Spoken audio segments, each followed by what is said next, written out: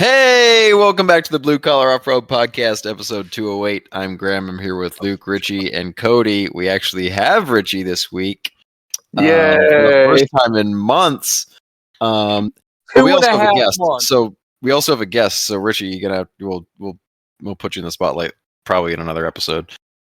We have Dean. Oh man, I almost messed that up. I was going to say Dean Denner. Dean Benner.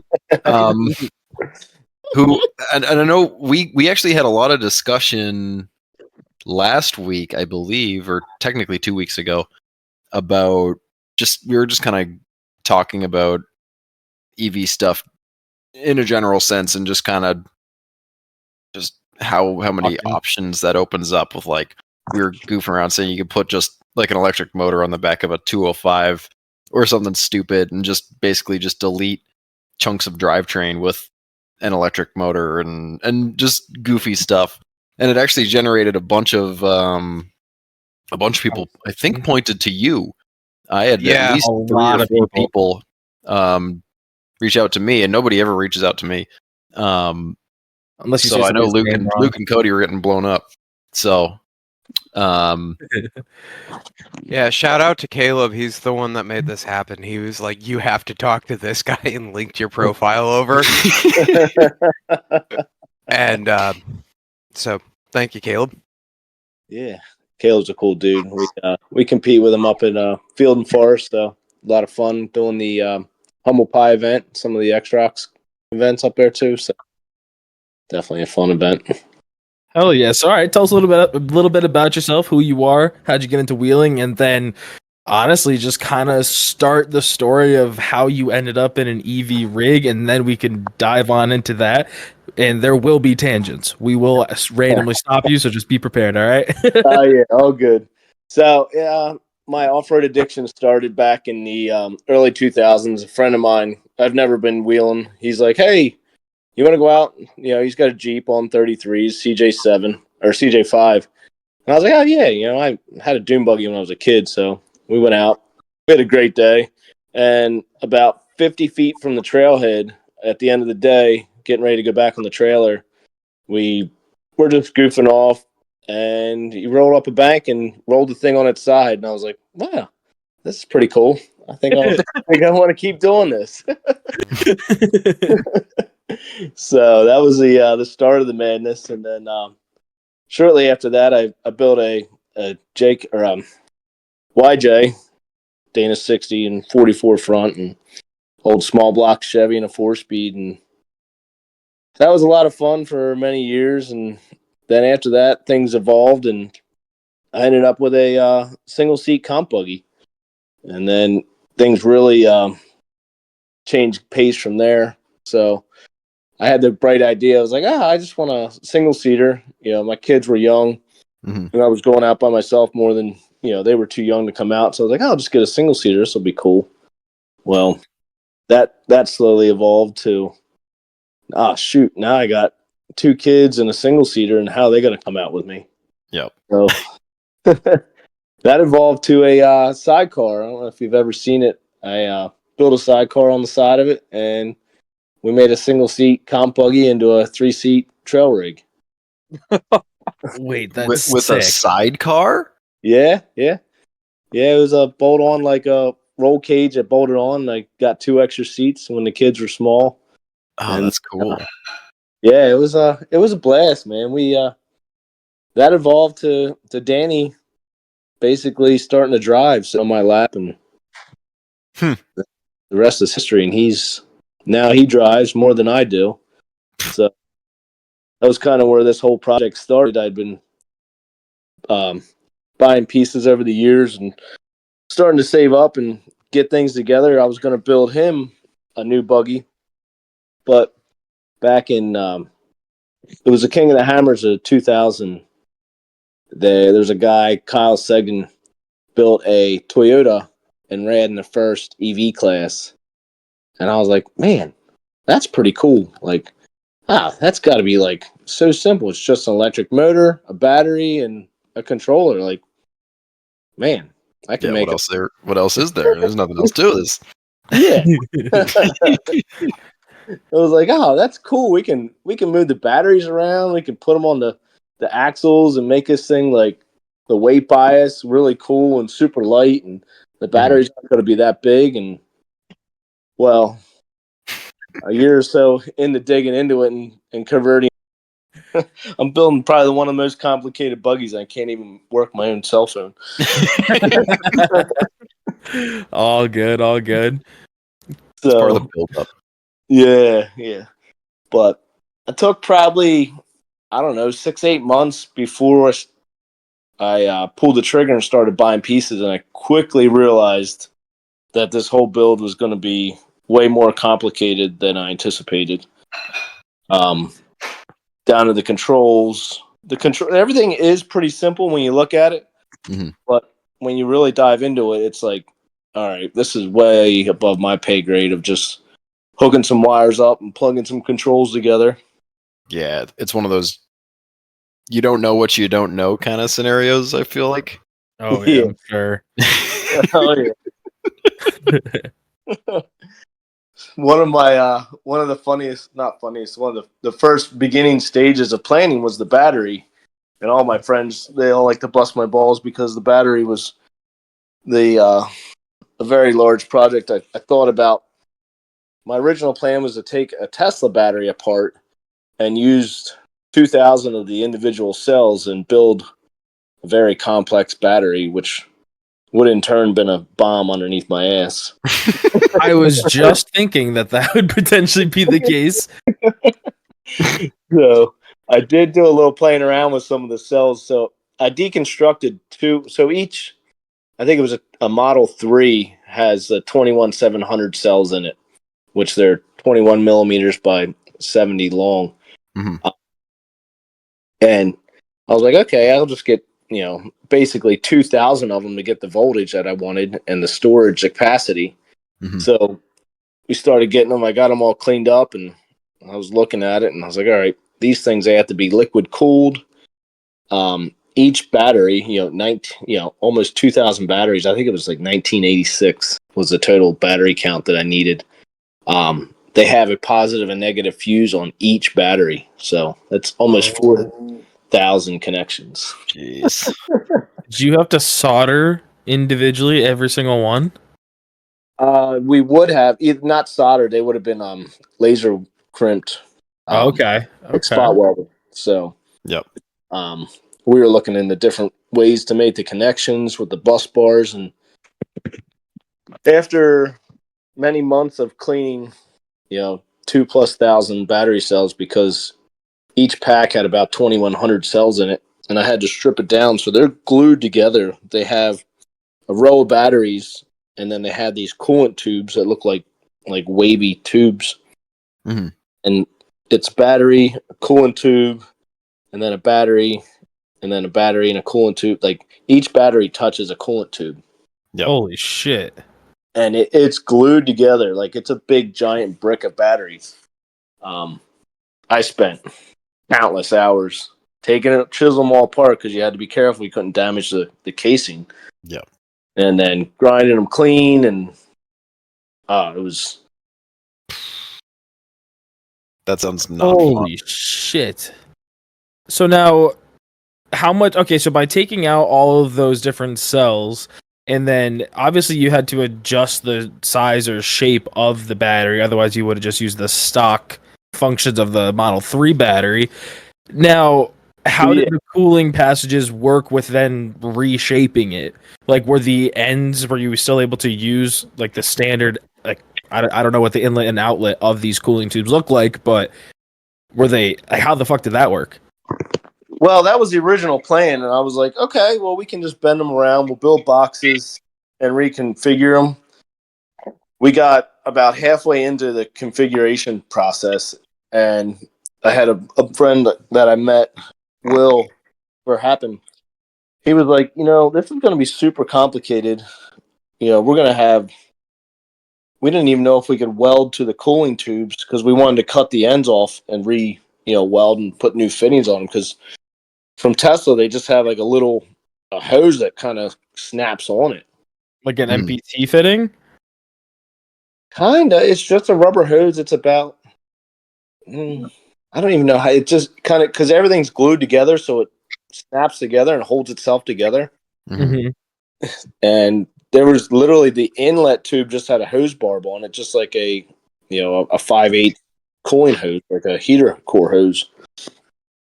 Yeah, it's pretty basic, but super high tech. We ended up looking at it, and it was going to be so complex and so much room for error. And the Tesla cells are like a straight lithium composition, which is extremely explosive. Mhm. Yes, it is.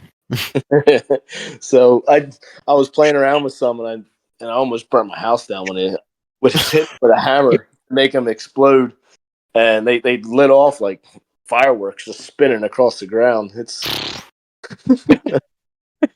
Jesus so Christ. yeah. I was like, after we got to talking, Will was like, I think we should go with a little more stable battery pack. We came across some pouch cells that have regular studs. They're lithium iron phosphate, so they're a little more stable. Mhm.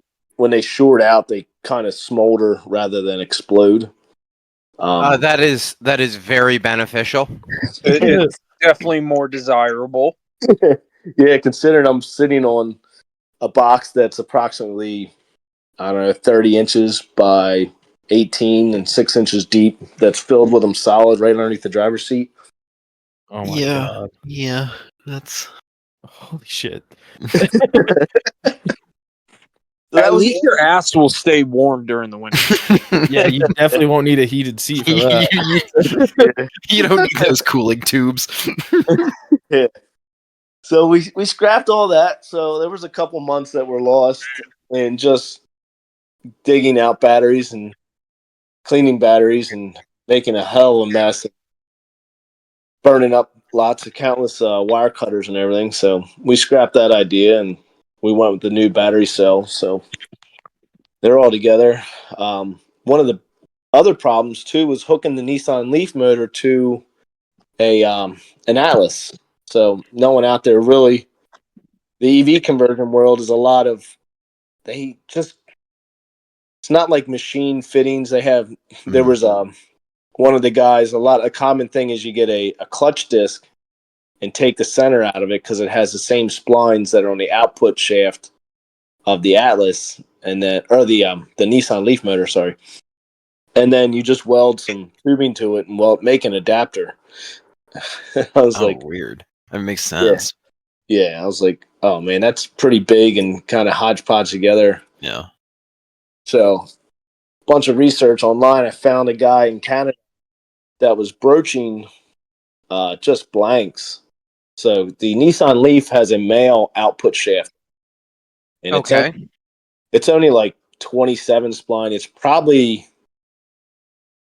oh man, it is small. It might be like 5/8 in diameter, maybe a little bit smaller. So it worked out good. The Atlas has a 32 spline input. So I had like this real little shaft that has an internal spline to match up to the Nissan Leaf and then has an external spline to match up to the Atlas. Mhm. So we took a stock Atlas adapter to a Turbo 350 transmission, took the bearings and everything out of the middle, and I had Brannick really hook me up there. Brannick made an adapter plate to bolt to the Nissan Leaf motor and then bolt to the stock Atlas adapter. And then we made a parking pawl because the Leaf motor, direct to the transfer gate, there's no park. There's no transmission. Mhm. So I didn't want the thing rolling away. I wanted some way to just stop it. So Brannick wired EDM a parking pole that slides over that shaft too. So that adapter is maybe about 4 inches long, and it adapts from the Nissan Leaf to the Atlas to the parking pole. It's all built right into that. There's a little lever with a plunger. Mhm. It's amazing how complicated, but when you stand back and look at it, I'm like, oh, there's nothing to that. Yeah, it's just a transfer case. This is literally what we were talking about. That's Hell really yeah. funny. Did I not call it with the Atlas, Graham? You did. Well, Where I'm confused though is, okay, so is the main reason you went with the Leaf motor because it has a male output? No, it was so Because Kyle was running into his the conversion that he did, and he had to go into the stock Toyota transmission because he was using the gearing. He had no clutch, and it just went right to the transmission. And you picked a gear and basically went with, because the Leaf motor is super powerful. I mean, it's 200 foot-pounds of torque at 1 RPM. damn. You got instant power and a lot, and more than you need. That's So not a bad torque figure when you consider it's consistent and instant. yeah. Oh yeah. Like, What? what's a 4.0 make? 220? 2? No, if that. Yeah. 22, you mean? Probably one of mine, yeah. Probably like 180. Honest, that's where I was thinking was about 180 is what I'd expect. Yeah. So it should be pretty peppy. And then I don't think we're gonna have a power issue. There's a guy has Wayne Mortensen has one, and he's only going direct drive from the Leaf motor to a 5.0 Atlas, and he actually had to detune it because it's making too much power and it's not super controllable because it's so much power right off the rip. Damn. Like How do power, you not speed. detune? How does that? So it's pretty similar to a gas motor. So you set the power settings. So there's a couple main components. Basically, you have throttle pedal, which is a drive-by-wire throttle pedal. Mine's out of a Toyota Prius. And then you have a controller, which is a small ECU. Basically, you can tell it how much power by a percentage, 0 to 100, you want the motor to put out. Mhm. So you can turn the motor up and down within parameters Gotcha. right in the programming. But then the inverter, it goes from the pedal to the ECU to the inverter. The inverter takes the power, it takes the positive negative from the battery, and then it splits it into 3 different massive wires going to the right to the motor to control forward and neutral and reverse. But the inverter also will limit you on the power. And one thing nice, I forget the exact kilowatt numbers. I think mine's like a 90 kilowatt. And now Inductive found a way to turn it up to over 200 kilowatts. Jeez. It's just, they're like, we can turn it up and start blowing things apart. I'm like, all right. Let's just get it running first, and then we'll see how much the power we need. And So- hopefully when they say blowing things apart, they don't mean the batteries under your seat. No. That's they shouldn't. A funny little Jesus. story. We were putting the batteries together, and the way that they're hooked. So in most EV conversion, it's one giant battery pack. Yep. I had to overcomplicate things where space, I was wanted to move weight bias around and kind of play with that and locations and functionality to get things to work. So I have 4 main boxes, but as you put in the buggy together, you have to assemble each box in series, making the connections from, just a daisy chain. You have one positive, one negative, and hook literally 110 cells in series, which, you go positive to negative to get the voltage up. We were working on the second battery pack, and we're only probably about 80 to 90 volts with the 2 packs together because the batteries weren't fully charged yet. Mhm. And working on making the connections where we had some plastic tools, but we still had a steel socket. And I was reaching in to make the last connection, and the socket fell off, and it fell down between a positive and negative terminal, and literally exploded it was a 1/4-inch drive, 1/2-inch socket, and it just exploded. It turned into just a ball of metal. Oh my god. That's scary.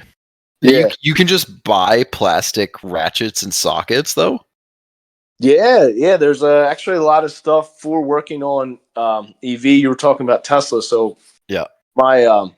My day job is I work at a body shop, and we have 6 locations. One of the locations is Tesla certified.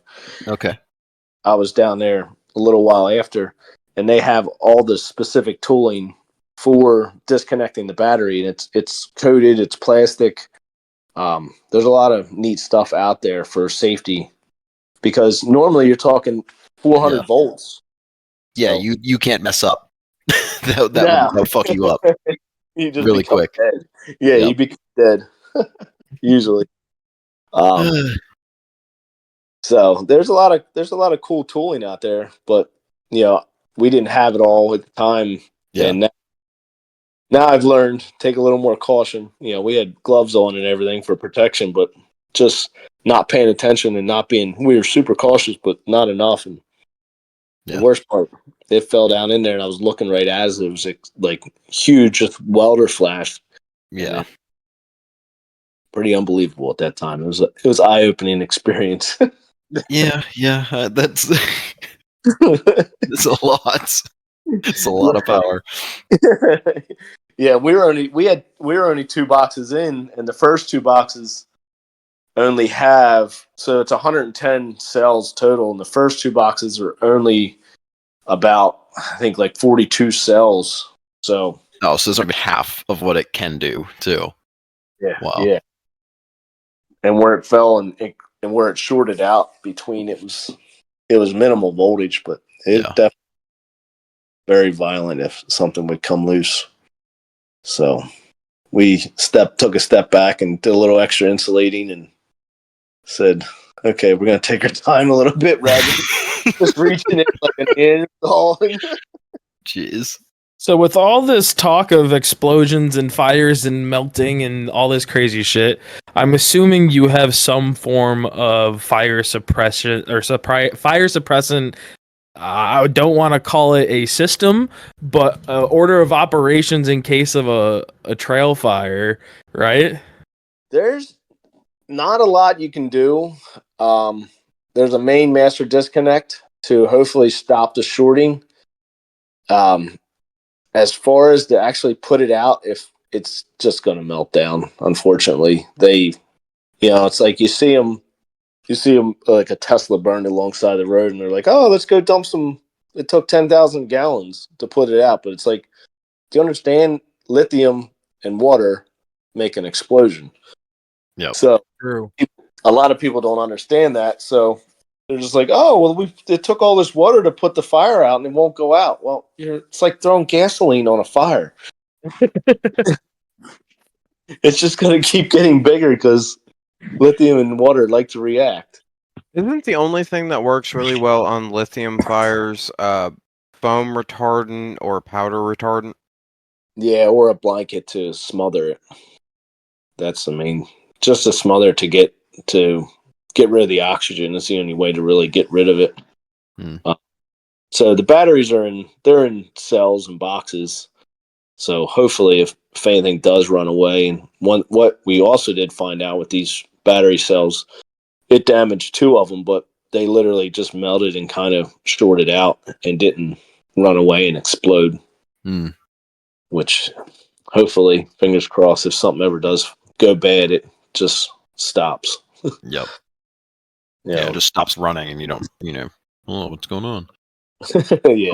Open short, not a closed short or something. Yeah. I mean, there's a 500 amp fuse on it that can be pulled, like a manual fuse that can be pulled with a disconnect. So hopefully we don't ever have to use that. Damn. Well, yeah. I mean, I guess that is just you're playing with fire, no pun intended, but you just plan accordingly if things go wrong, right? Yeah. It was we paid a lot of attention to wire routing and certain things and making sure everything's inside the boxes. So one of the main things is all the electrical connections are inside. They're shielded. They're protected. The batteries they're bolted in rubber mounting, so they're isolated and protected. Extra skid plates stuff like that. So Mm. have to drive a little bit more cautious, but I think we'll be fine. Yeah. Now, how do you wire in something like a winch to So a system like that? so every EV has to have a 12-volt system too. Okay. So that there's main high voltage contactors. They look like starter solenoids, but they're designed to be like a starter solenoid. When you hit the button, it closes for momentarily. Yep. The high voltage contactors, you have to flip a 12-volt switch, and then they stay open or closed, basically, allowing power to flow through them continuously all the time. So they're designed to turn on and off. So that's how you turn it on and off. So it has a whole 12-volt system, and it has the 400-volt system. Gotcha. Okay. So there's a basically an alternator. It's a DC to DC converter.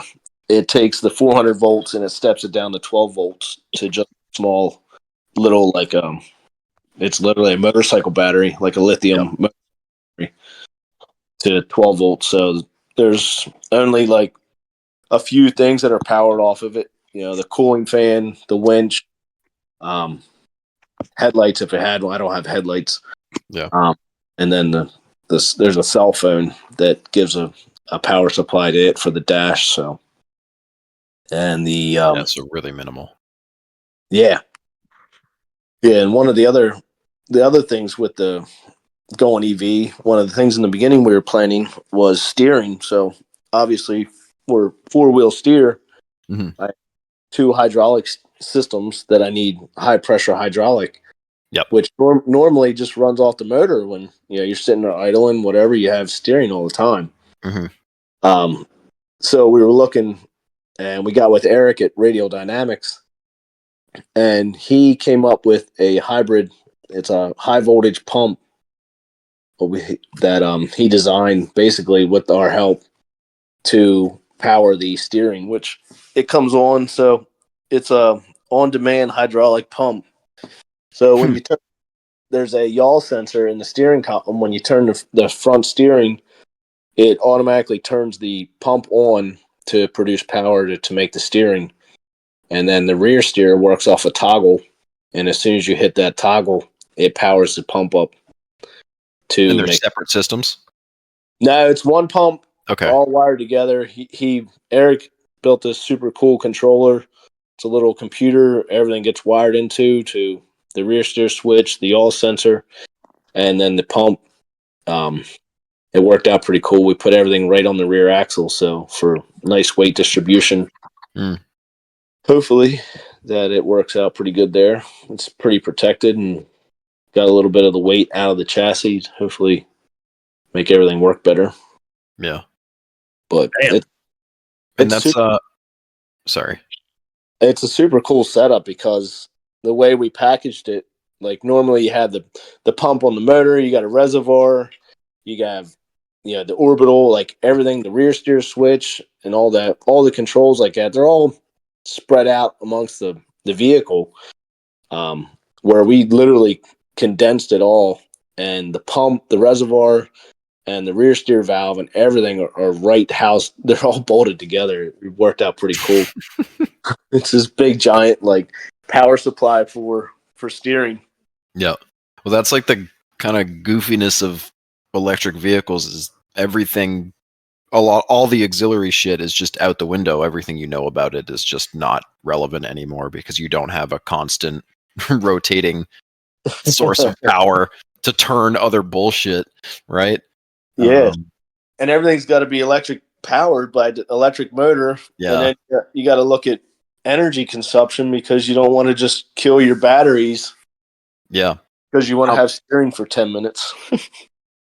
I guess that's as good of a segue as I'm going to get into the next bit is how do you charge it and how long does the battery last? Or do you know yet? So I don't know exactly yet all those answers, but I have a charger that I bought.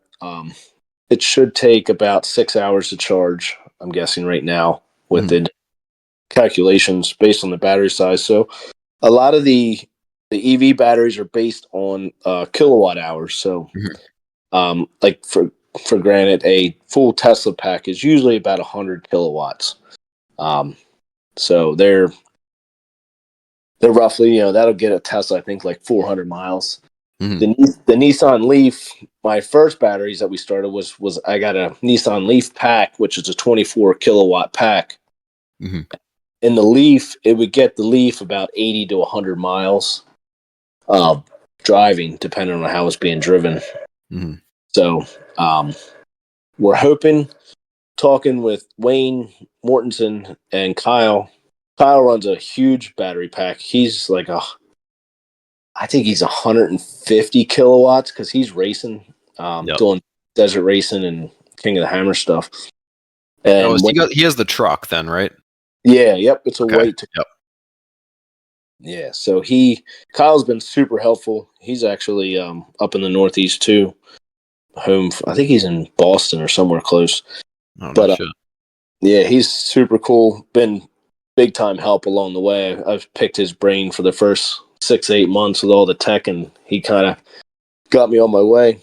But so we're running 24 kilowatts. I think 24, 28 kilowatts of power, stored power. So I should get about 5 to 6 hours of runtime, judging from Wayne and his. Wayne's been out trail riding. He's had his on the road since spring of this year, and he's running Pacifica batteries, and he has 24 kilowatts of power. He's getting 5 to 6 hours right now out trail riding. All So, right. So yeah, you should be in the ballpark. yeah, I mean, I figure we'll have the electric one for competing, maybe do a little trail riding with it, Mhm. and the old reliable gas one for trail riding. That's Yeah. back plan. Plan B. Yeah. So we talked about the Atlas. We talked about some of the other stuff on there. What's it driving? Nines, 60, 14 bolt, Portals right now. So it's got Jesse Haynes portals on it. 9-inch centers, Yukon aluminum thirds. So it's pretty first little, going along the way over the years. I was buying up parts and stuff for Danny, for literally for him, and I had all Spider Tracks, 10-inch Gearworks, 40 spline. Oh, so my tax bracket was just insulting with what I was guessing. Yeah, we raised the bar a little bit on this one. We went to Texas after I made a builder change. Had everything at the guy's house, Teddy, who did the whole chassis and everything for me. All the parts were there, and we went to Texas competing. Danny was driving the old gas powered buggy, the old, we call it Big Booty Judy. She's been around the block a time or two. So we got down there and we had a really rough event. And driving home, I was like toiling in my head, kind of talking to some friends. Like, I think it's time to offload the Spider Track stuff and go with portals. So, called Teddy up on the way home, and I was like, "Hey, I think we're gonna make a little design change." And he goes, "Let me guess." I'm like, "What?" Like, how do you know? He goes, "I was holding off on the build till you came back from Texas because I was anticipating you were going to change everything to portals." I was like, "Well, yep, well." So rather than offloading all the Spider Track stuff, we took a little break because I had to get all the parts, had to get new housings, get the portals. Actually, a friend of mine, Dale, was he was gathering parts for a new build, which he wasn't going to be starting until fall. So I said, "Hey Dale, can I borrow your portal boxes and all your portal parts so I can get mine rolling, and then I'll buy you new ones and replace them." So pretty nice when a friend loans you like $15,000 worth of goodies. So that was a big design change then. So the portals definitely are a huge improvement. Jesse Haynes has some really sweet stuff that he's done to them. There's new portal boxes with Brannick 35 spline inner shafts. They steer 50 degrees. We're running ARB in the rear and a Yukon Grizzly locker in the front, and we're going to be overdriven about 10%. So the front should spin faster than the back to help with stability, climbing, and there's a whole bunch of other benefits for it. So Cutting brakes in the rear. Yeah, cutting brakes front and rear. The front, we might end up making a change of going to ARB in the front. In the beginning, I was like, I don't think we need it. It's set up for individual cut brakes all around. I was joking with Danny because, with all the spider track stuff and the gearwork stuff, I have an ARB in the rear and a spool in the front, and then I have a spare spool diff, and he's like, "You don't have a spare for yours."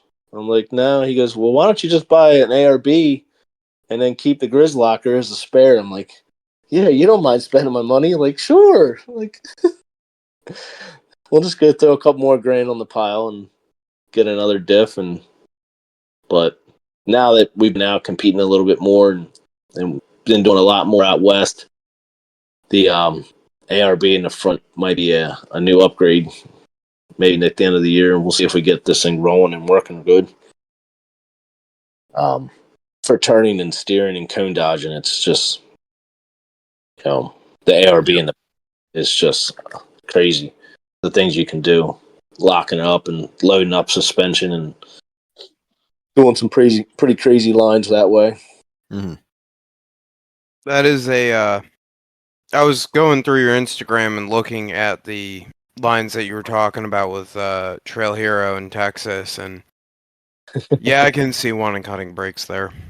Yeah, he had a rough go at Trail Hero. He slid down into a huge ditch, so a little bit of nervousness there, but just picked the wrong line. But Texas is a blast. If you ever have a chance to go down to Mason and go to K2 or Wolf's Caves, both those parks are some of the most insane stuff. That probably one of my most favorite parks in the whole U.S. that we've gone to. Oh shit! Okay. Yeah, I mean, Wolf's Caves is so condensed and so much stuff from not like your long trails, but everything is right there. It's probably, I don't know, it's a couple 100 acres. It's not very huge, but it's nice because it's all compact. We go down there and Danny will be driving. I'll just walk along, and we spent 4 or 5 days just putting around and having a blast. So hopefully we'll be down there this spring. Maybe have both buggies down there. That's the plan. Are you concerned about the heat affecting the EV at all? Yeah, so Trail Hero this year, it was really hot. It was running a little over 100 midday, and we were having some issues with overheating the gas buggies and everything. And there were some times where we were sitting out in the sun at 100 degrees in the middle of the desert, and it was like, well, definitely not going to have the EV out in this stuff. Because the battery cells that we went with are just air cooled, so they're literally in aluminum boxes. So out in the sun like that would just bake it. The motor and the inverter are both liquid cooled, so that's not the problem. It's just overheating the cells. I thought you said that you put the passages in the battery. Did you just use them as spacing, or different types of battery when he got rid of the Tesla? Oh, cell? thank you. Oh Yeah. my gosh, thank you. My apologies. I forgot about that. Sorry. Yeah, no, we ditched the liquid cooling in the batteries. So the motor and the inverter have liquid cooling, which Inductive AutoWorks, they actually built this really cool controller for us. So we have a Spile brushless fan and a stock Nissan Leaf water pump. So the water pumps are pulse controlled for speed, which is really cool. So they built a controller to ramp up the speed of the pump as the water temperature increases. So as to conserve power at when the motor and the inverter are at low temperature, the pump's barely move liquid. And then as it ramps up, as it gets hotter, it'll spin faster, move more fluid, And then at the same time, they build in that same control into the fan control, where the same thing, where when the fan will come on at a certain temperature, it'll ramp up a higher from 0 to 100% as the water temperature increases. So that way we can save power and it's just more efficient. Which, That's fucking sick.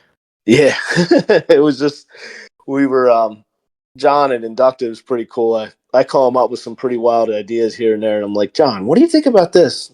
That we can do this? Can you build that? He's like, yeah. Give me a little bit of time.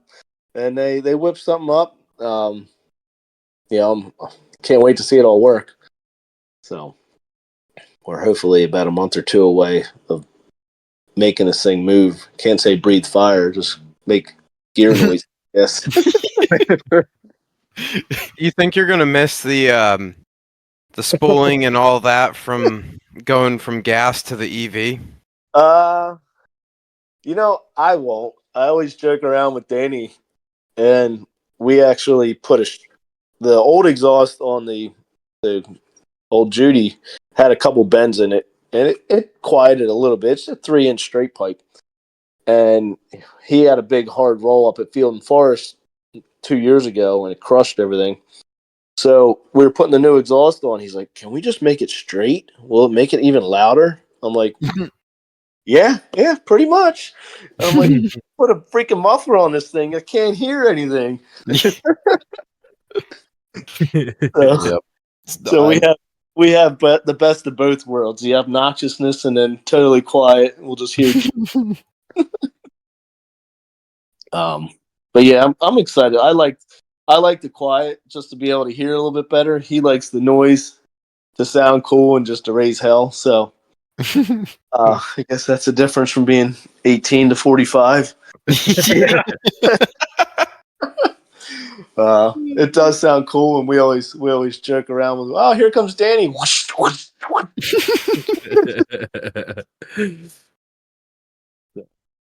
Yeah, exhaust is always funny, especially like when you're younger. I feel like you just, I don't know, you want it louder, and then as you get older, you're kind of like, okay, at least as I've gotten older, I've cared less. I don't need it to be as loud.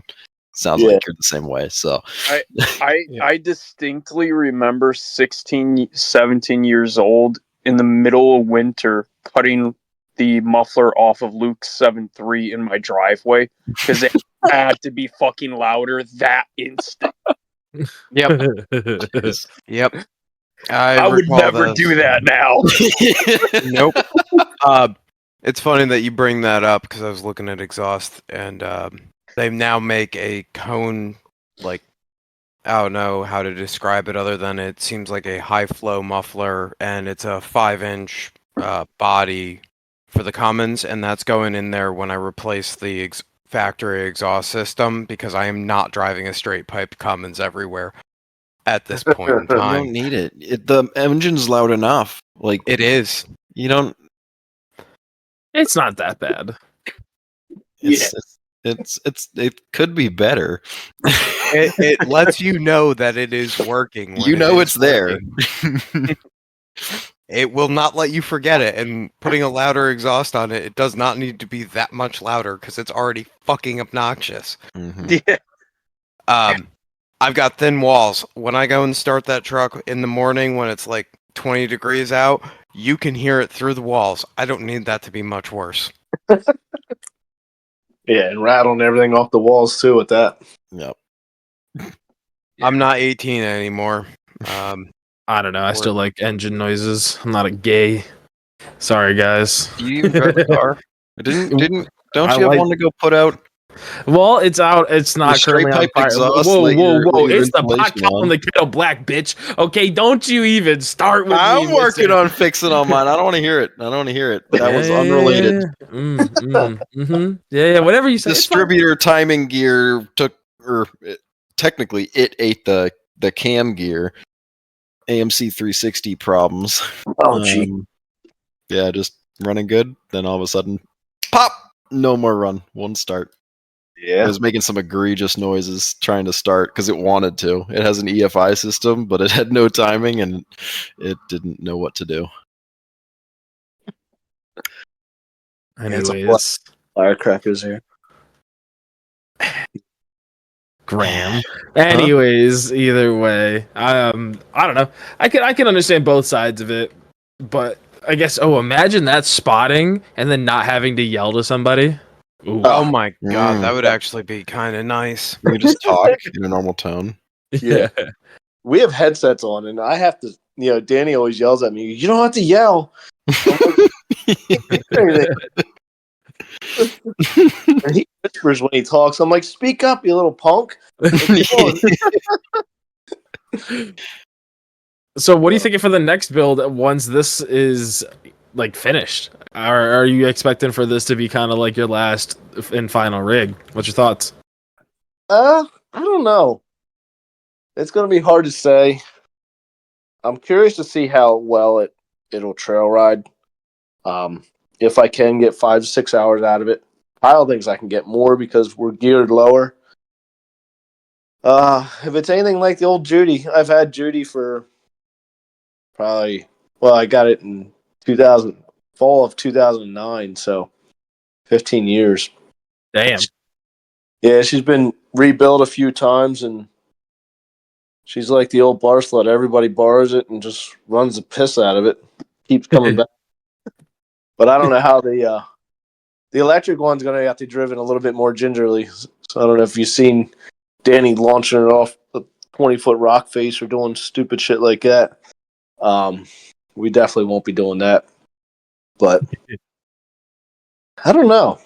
It might be like a trail rig, 2-seat trail rig, but can't say that. The old single seaters just have a sweet place in my heart. We always joked around with Danny saying, "What do we do if we blow the motor up in Judy?" I was like, "I think I built just a straight nitrous motor." Ooh. Yeah, no turbo, just a straight nitrous, big progressive. Ramp up from like 25 to like a 250 or 300 shot at wide open. Just to keep it simple but fun. Yeah, that sounds like a sick idea. Yeah. Get it to work. That'll be the next thing. Without grenading. On like Ecotech or similar. Yeah.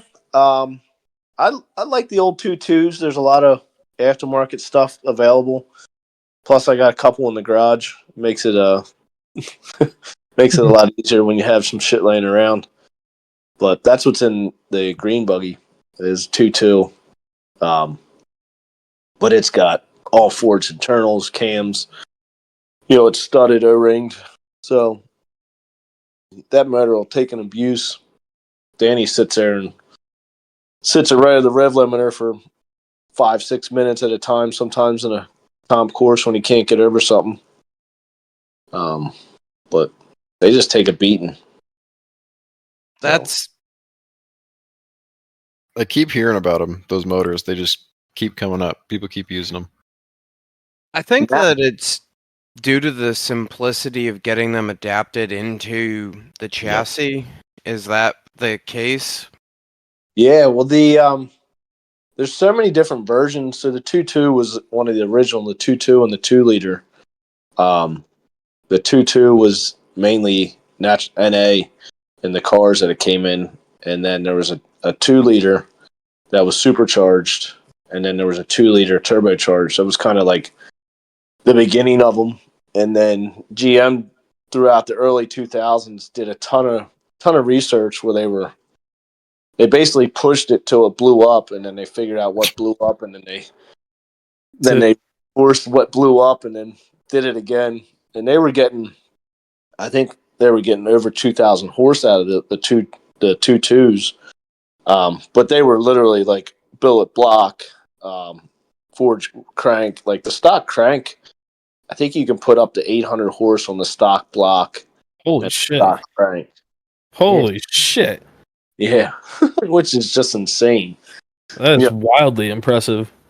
Yeah, I mean, you got to upgraded rods and heads and studs, but at the end they were literally like through bolting the heads and the the girdle for the crank girdle to all bolt together. It was just doing some wild stuff.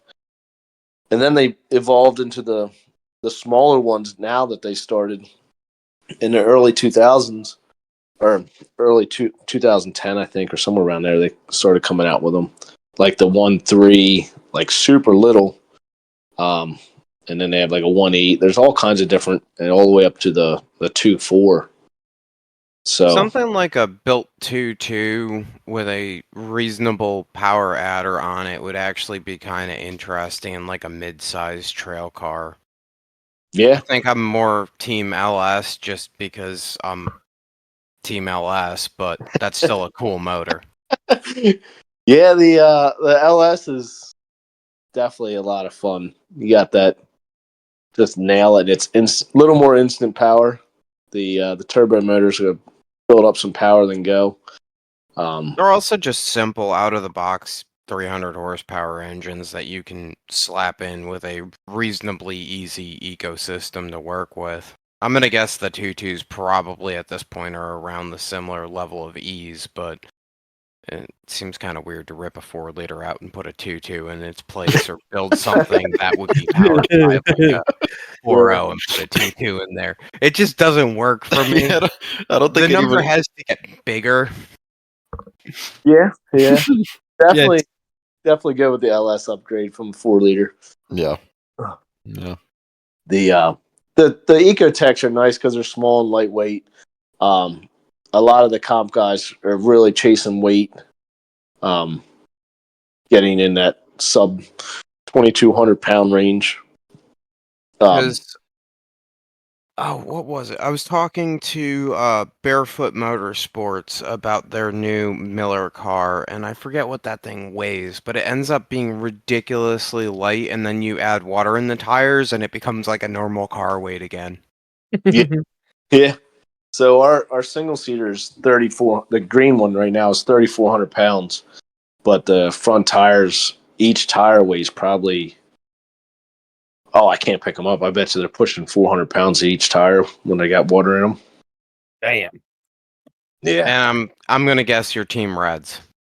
Oh yeah. All right. We We knew where this was going. Bob Swinski's gonna be happy about this one.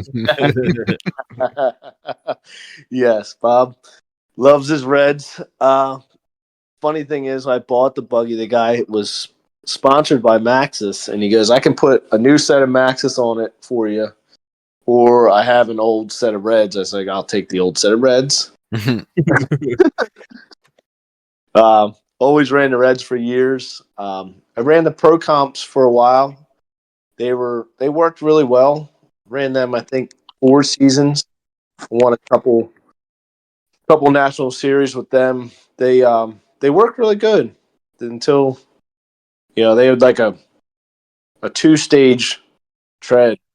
Like the first half of it was really soft and really grippy, but then once you got past that, it was almost like a DOT tread. Huh. So yeah, it was. We did pretty well with them. We found out because I was getting them working with Pro Comp and 4-wheel parts. They were taking care of me pretty good there. So we were running and always had a new set every year and never really ran them too far down. And we got a set that we ran out to the Hammers, and we had a 10-day trip out to Hammers and out there wheeling. And as the week was going on, it was like, man, what the heck? And then we started realizing that unlike a Red where it just keeps working till it literally has cords coming through or the tread peels off, the Pro Comps lost the traction halfway down through. And there's a lot of smoky burnouts after that. I'm curious to see what the Baja Bosses do, because I'm running the Baja Bosses. I was looking for a set of stickies last year. I wasn't paying Red prices, and Discount Tire was able to get them down the road, and they price matched, so can't really complain about that. I'm wondering if they're going to do the same thing, or if they're going to be good all the way down. So you could actually see it on the Pro Comp where there was 2 different. The tread stopped is the only way we could kind of guess. But I think the Mickeys are just solid the whole way through. They don't have like a step halfway up through them, if I remember right.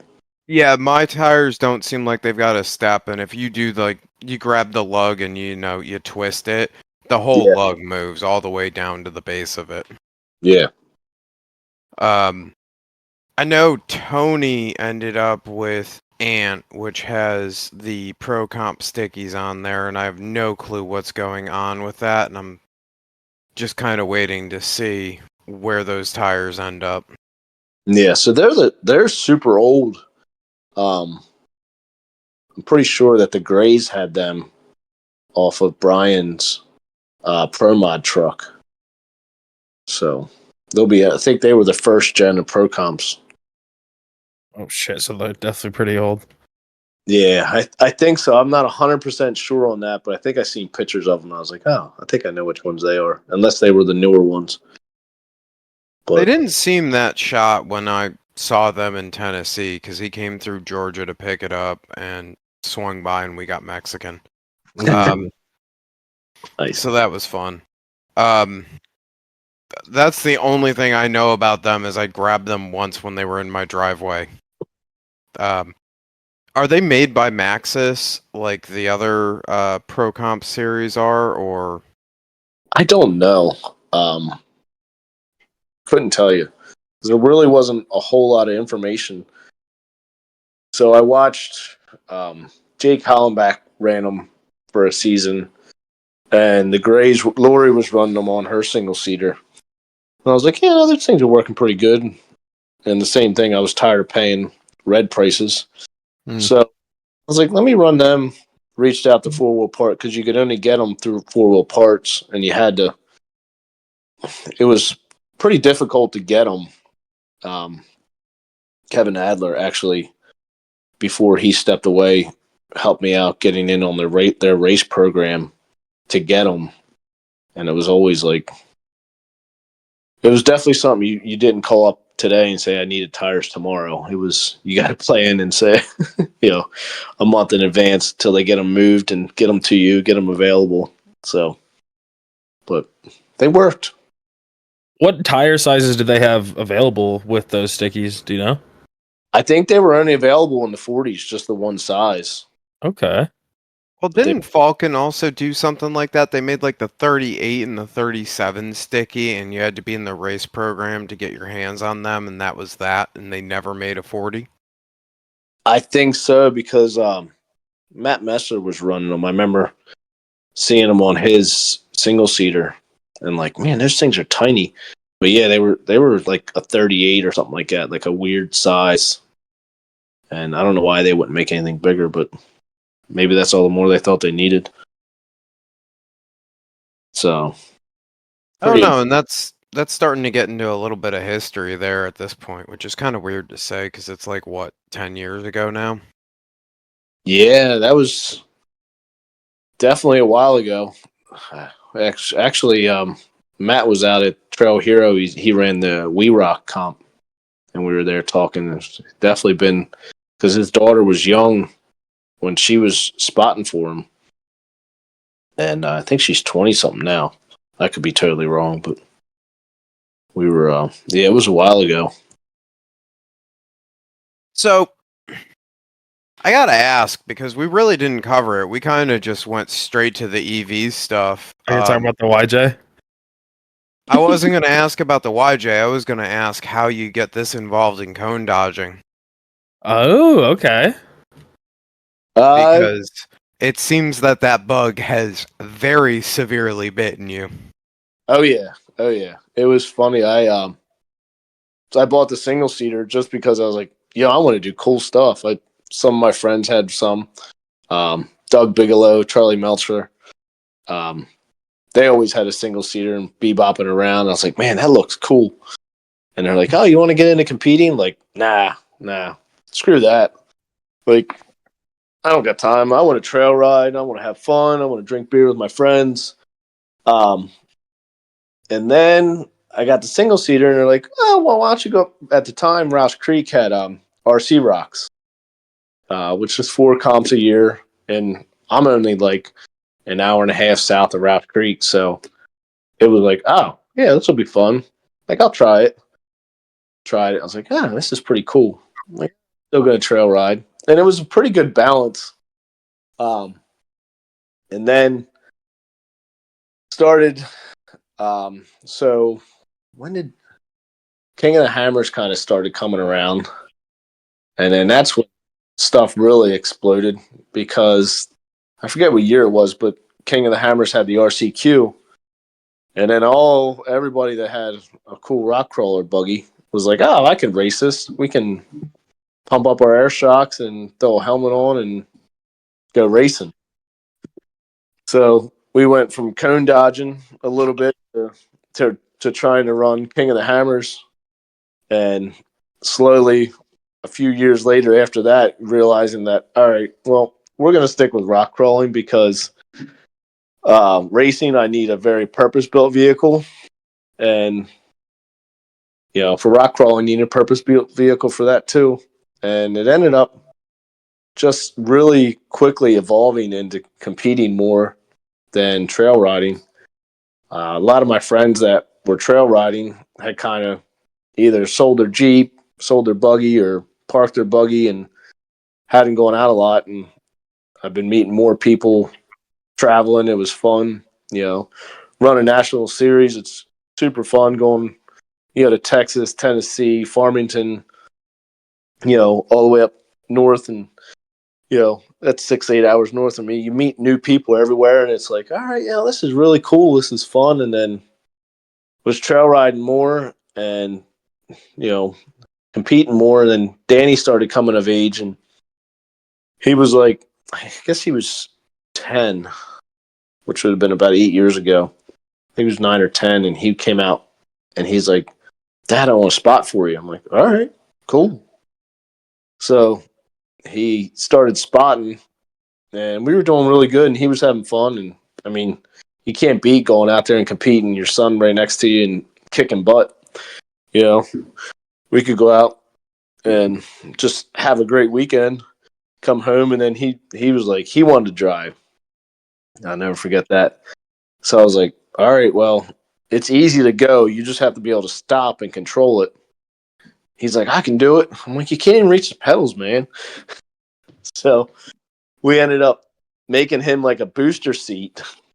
And that way he could reach the pedals. And it was funny because they're manual brakes. And I was like, all right, well, you got to be able to stop it on a hill, not just stopping in like the driveway. So we did a little testing. He found out that he can reach the pedals, and then that bug just exploded even more when he got even more involved in it. And now to where we would kind of, in the beginning, it would split between the two of us. He would look at the courses and be like, I don't want to drive this one. Or, yeah, I want to drive this course. So went from that to, I'm going to run the whole series. I want to do it all myself. I'm like, okay. Oh, shit. It's a big commitment. Going from to, yeah, let's do it. Yeah, there was a couple rollovers, a couple mistakes, and a couple lessons learned there in the interim. But, yeah, I'll never forget his first rollover was at Famous Reading at an X Rocks event. And he had to launch it up a little rock face. It was probably 5 or 6 feet. And with rear steer, it's very easy to drive under yourself and roll yourself real quick. And in that moment, he learned real quick that you don't turn the rear steer one way and turn the front the other way when you're going up something. He took that roll pretty hard. It hurt him mentally, but he stepped back. We finished. He spotted me the rest of the day, and then he shook it off and got back in at the next comp. But it was definitely interesting in watching him grow from no fear and listening to fearing a little bit, and then now he just he doesn't care anymore.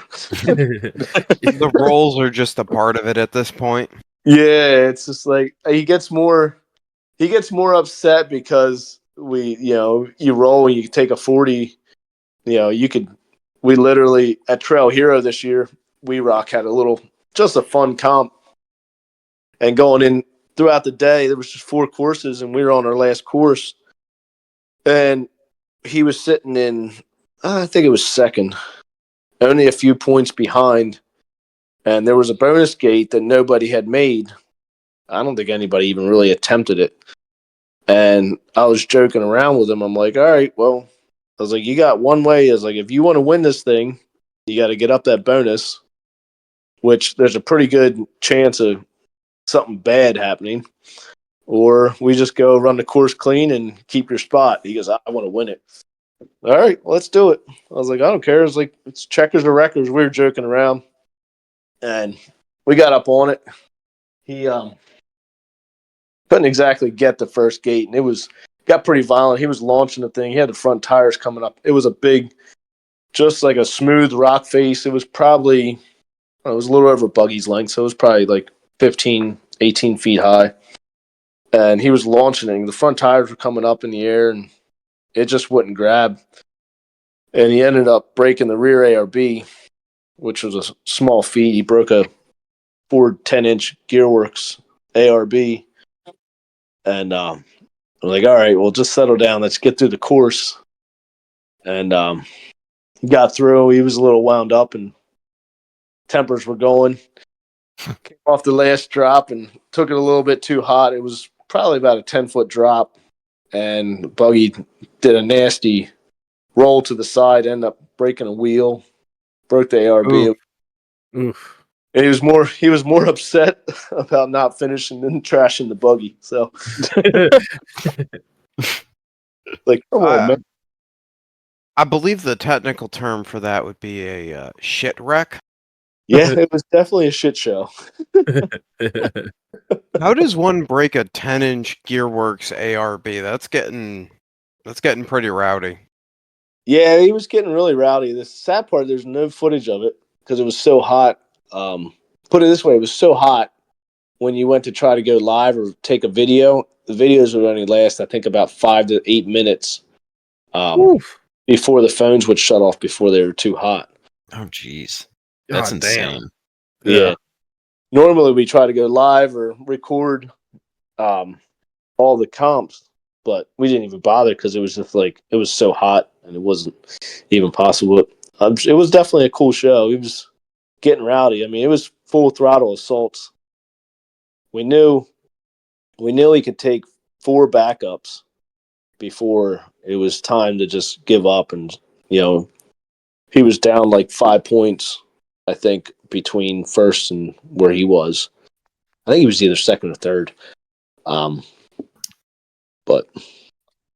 oh well, we ended up not finishing. So when he dropped down, the whole buggy went sideways, just landed around the wheel and ended up cracking the center out of the wheel and cracked the chassis and broke his heart. Oh man, you fucked it up good. Yeah. Oh, Jesus. I was like, thanks, dude. You just dropped probably $2,500 there. Back it up and go home. What's another hurdle that you've experienced with kind of you learning how to compete in that sense and also then teaching your son how to do it? I think one of the biggest hurdles is communication.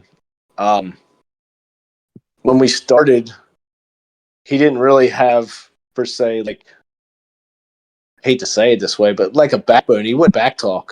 Like, it would just be like, we would go out and we would point through and I'd be like, all right, take me here, here, and here. This is where I need to be. We look for tire placement. And I was doing a lot of the driving. He would get me there. And then it evolved to where he was driving. So he started building opinions of, oh, well, I can do this. And then we would kind of get into some arguments. So, and now we've got, we've worked through that and getting better. Mm-hmm. But it's still like both of us now, you're talking about 2 people that want to go their own route. And he might have a little bit different and I might have a little bit different. And then we say we agreed on it on the path in the beginning. And then we get in there and something goes south, and then it's pretty easy big thing is keeping your cool and working with your spotter, working whoever it is. It doesn't matter. You have to find some mutual ground to where, things got to click. When you start falling apart, that's when shit goes south real bad. It don't matter. You watch some of these top guys, like Jesse and Chris. They go out there and they're totally cool.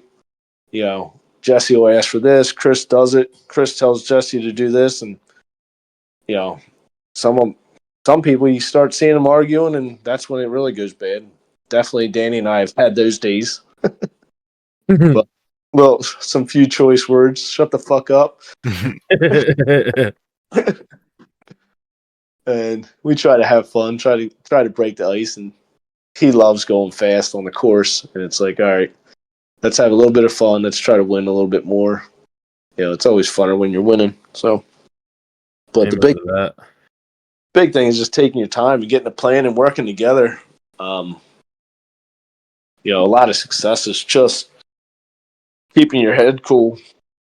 One of the hardest things. I'll be out there because now I spot for Danny and I spot for Dale. He's on our team with us.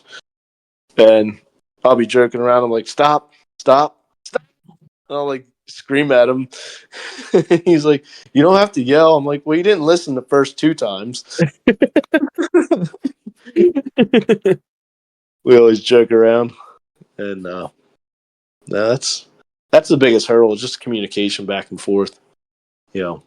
Good radios at work and getting on the same page of communicating, how to steer, right or left, driver, passenger, up or down. Like sometimes I get myself tongue tied out there and they're like, what? I'm like, oh shit. All right. Let's take 2 seconds here, take a breather, and let's get moving. No, I completely know that. But I will say a lot of my friends, since I'm not, I don't have any sons that I'm trying to spot down a trail, sometimes yelling is the only way they listen. I swear. It's like they want to be yelled at this point. How you doing? I start my spotting yelling. We don't even go through the talking phase because everyone I'm friends with has a loud ass claptrap Jeep of some sort or off-road rig of some sort. But Graham, he can't hear anything, so you just have to scream at him. No. Nothing is worse than Sean's rig. Sean's rig, if you're just wheeling with him and his rig's on, nobody's hearing you. Don't expect anybody to answer you because it's just, what? So I could definitely see where, like, I don't know, maybe we got to learn fucking sign language or something and just start, like, doing smoke signals to get better, better communication to the boys. Because, man, sometimes it's something. Oh, yeah. We, sign language is definitely the backup when someone can't hear or see. We'll use 1 finger for the front and 2 fingers for the back, and then you point which direction. So there's definitely some sign language and voice at the same time a lot, saying, get over this way, and I'm pointing. So last season at Good Evening Ranch, the first course of the weekend, we started out, we're going through and we're coming up on, so the last gate was either a bonus or a normal gate. And we were working hard to get through the bonus and couldn't get it. We ended up backing up. We were down on time. There was like 30 seconds to get off course to finish. So he had to come up and make a hard 90-degree turn through the gates and then get off course. Well, I stood, about 6 inches behind the cone on the low side, so that way he knew, where to be. He could see me. In my head, I'm like, all right, if he sees me, he won't hit me, but he'll be able to steer right through. Well, he came up through full throttle, and when the rear turned hard lock, it locked up and shot the buggy sideways. He ended up kissing me with the tire, sent me flying into a hole. So that sounds painful. Yeah, dislocated my shoulder. I had to get a couple stitches in my knee, but it was like, you never fails. Like, you think that you're way out of the way, and you think that, oh yeah, just because I'm standing here, he won't come over this way. Well, little be known, he was flying off course, and he hit me, and he's like, you okay? I'm like, yeah, get off course. And I'm like down in a hole, like in pain, like, oh God, what the hell just happened to me? And people are coming on course and they're like looking at him because he's like flying to get off course. They're throwing him some evil eyes. They're like, he's like, what? They're like, you just hit your dad. He's like, yeah, I know. He said he's all right. So we were joking around after the fact because he's like, everybody was giving me like an evil eye. I didn't know why. I was like, yeah, well, I told you to go, so you listen. So you're all right. That reminds me of dirt biking with my dad back in the day and him teaching me how to like block somebody in a corner. And holy shit, I still remember like one of the first times he really did it to me. He came on the inside, took out my front tire. I got like sucked up under his bike. He ran me over and I was just like, damn. And he was like, you all right? I'm like, yeah. And we just had a great time after that. But I still remember the tough love. He was like, well, I told you to watch out for it. Yeah, it was a standing joke there for the best part of the summer. And then I think it was September or August. It was later in the season, whenever Goldendale, Washington was. Friends of mine, Charlie, went out. He was competing, Charlie and Charlie Melker. Mm-hmm. They Charlie's like, hey, if Danny wants to come along, I got a motel. He can crash with us and bum along. So I said something to Danny. I'm like, you want to go? He's like, yeah. So he went out planning on spectating and ended up for John Mad Cow Hemble was looking for a spotter. Something happened to his spotter. He couldn't come. So Danny's like, oh, heck yeah, I'll spot. Get in the action. And later that day, Danny did the same exact thing as I did. He was standing there, thought he was out of the way. John was coming up, and John, the buggy reared over, and Danny caught a tire right to the chest and knocked him on his butt. He came home. He didn't even wash. He folded the shirt up because it had the BFG print right on his chest. He's like, here, I guess we're even now. I can't talk shit on you getting hit. Same thing happened to me. So, but yeah. Oh, yeah. That's awesome. Yeah. Little knucklehead. It's fun. Have you guys ever competed or just mainly trail riding? Mainly trail riding. Yeah, trail riding. 1-ton shit box Cherokee's not the best for competition. Stock classes. There you go. Yeah, well, it's the sportsman classes. You see a lot of guys out there running that stuff. Yeah, wasn't that what oh gosh, Crazy K's was running, right? Yeah. I believe so, at least. Before the shit box almost got folded in half. But yeah, I mean I think that'd be something that'd be pretty cool. But like I remember Graham was talking about it a while back where was it you that was talking about it where like you think competing would take away the fun of the hobby and then it would start turning into something more than you'd want it to be? Was that you? For me, that sounds like something I would say. For me, I don't know. Cone dodging's never been my. It's never appealed to me. Maybe if I did it, that would change. It sounds like that's kind of what happened with you. By all means. Yeah. Yeah.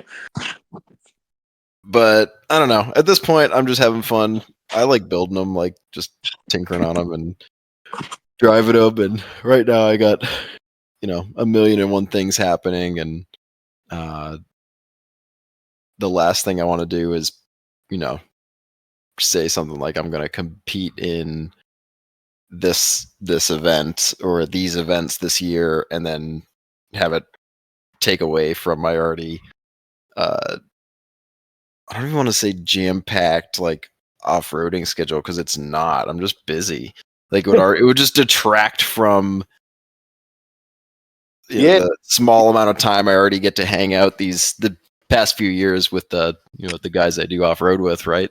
You definitely have to sit down and plan the whole summer out. You look at it and you're like, all right, well, I want to do this event. Yep. I used to do the Big Dogs events. That was religiously 4 times a year. And it was like, man, 4 times a year for the Big Dogs, 4 times a year at Rash Creek, 1 or 2 WeRock events, a couple other like weekend trail riding with your friends. It's like, holy shit. We picked up a bigger RV last fall, and this season we put I think I put a little over 13,000 miles on the RV this year. Damn. Oh shit! Yeah. That's a few trips. You know. Oh, sorry. Yeah, and that's just wheeling. Like that RV, we don't go RVing, we go four wheeling. That's it. So when you sit back and you look at that, it's like, holy shit, we're like life on the road.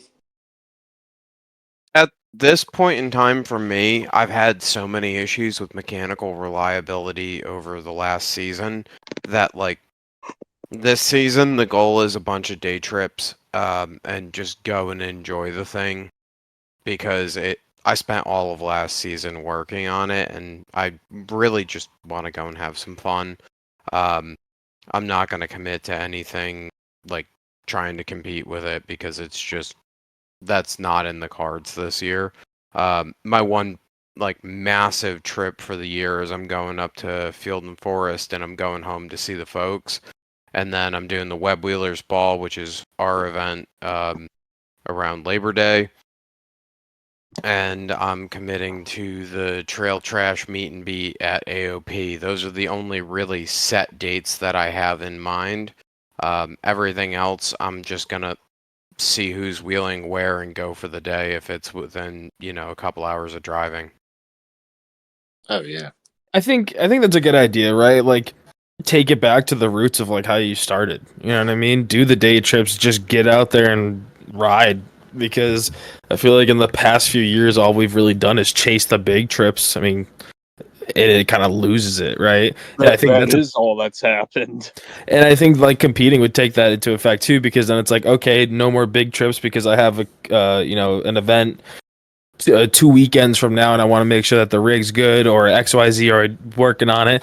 And as much fun as it would be to compete, because I don't know, it's always fun to like, because you're almost competing against yourself at that point too, because you always just want to continue to do better and better and better. Yeah. And I don't know, it has an appeal that I think would be fun, but I also have a very competitive nature. Like growing up dirt bike racing and BMX racing and all that shit, that I think I would like it, but I just don't have enough money or time to do it on top of thing like recreation wheeling. I just can't see it be possible. Fuck, Like, I haven't even been able to wheel in fucking a year or two because my shit's not even ready. So, And like, I know I've brought this up on other episodes, but I also have like other things that I want to do in life. I want to go and run the AK Masters competition. If I'm going to AK Masters in South Carolina, that's a weekend. I work every other weekend, so I end up with 26 weekends total out of the year to do stuff in, and I have to fit wrenching in there too. Going on a day trip where like, hey, it broke. Okay, cool. I'll change out, the drive shaft. I can just leave it on the trailer and do that. It's not as big of a deal as, hey, I broke the whole nose. We have to cut the nose off and dove nose it. There's a level of like willingness to go work on the projects when they're smaller scale, and trying not to go and do the go to meet and beat and slam the full hydro in it before meet and beat, and then after meet and beat go beat on it for a couple of weekends, and then oops, I broke the front end. I wadded up the whole unibody, so I just cut everything off, and then it was blow the motor at the next big wheeling trip, and it was like, this is fucking horse shit. I just want to go enjoy it. you pile money into it to where it's unbreakable, right? And then you end up with 40 splines and 10 inches, and you're like, oh shit, that still breaks. Yeah, everything still breaks. I'm putting some 35 splines with some chromos in there, probably Yukons, because I can get them fairly fucking cheap, and just, whatever. I'm going wheeling. I don't fucking care anymore. Oh yeah. You should just start bringing spare motors with you, though, Luke. Yeah, but I'm not rehashing that. I am not going into my fucking motor tangent again. But Thank my God. dumbass. As long as it's not the fuel pump, I think we'll be okay, Luke. But my dumbass made it where you have to pull the transfer case off of the transmission to get the transmission to go back in, and to get the engine out, you have to drop the transmission to get to the upper bolts, because I pushed everything up a bunch. And yeah, I'm just like, no, that wasn't fun. I'm not doing that anymore. Fuck that. I'm gonna be a little bit nicer to it. I'll believe that when I fucking see it. You saw it all. You saw it at Roush. I was behaving. You were babysitting a baby Jeep. I was still behaving. There was opportunities to misbehave, and I didn't. Would have been a piss poor babysitter. I'm not going to deny that either, but like, you know, that was a good trip though. So with the having single seaters, building the EV and all that, it's basically only the cone dodging at this point, right? The trail riding has to be a little bit of a struggle with a single seater. Yes and no. So we've been at not all the comps, but we usually try at a lot of the comps. So like when we go to Texas, we'll compete for 2 days, and then usually, depending on how good we are getting there, we'll do a little trail riding before, like Friday morning. If we get there, we'll go out for half a day and just play around, and then compete for 2 days, and then we usually go to Wolf Caves for 2 to 3 days after the fact and do trail riding. Like we'll usually stay like a day after the comps. Like the X Rocks comps were pretty good because they used to compete on Saturdays, so that would leave Sundays. We would spend the day at whatever park we were at trail riding. Like we were at Trail Hero. Literally, we went out. We were out there for 7 days trail riding, and obviously Danny ended up pulling a spot in the Trail Breaker LCQ, so that was a day. And then we planned on the last day of the WeRock comp, but out of 7 days, we only competed 2, and we did a lot of trail riding. We would get up in the morning, get up super early, get out before the heat, and then lunchtime or so, like 2:00, come back and hide in the RV because it's so freaking hot out, and then go out and wheel out through the evening. But yeah, we usually do a good bit of trail riding if we can at an event. The buggy's usually at a point where it doesn't break until shit hits the fan and the yard sales it. But knock on wood, with running 40 spline and pretty stout drive lines, everything stays together pretty well.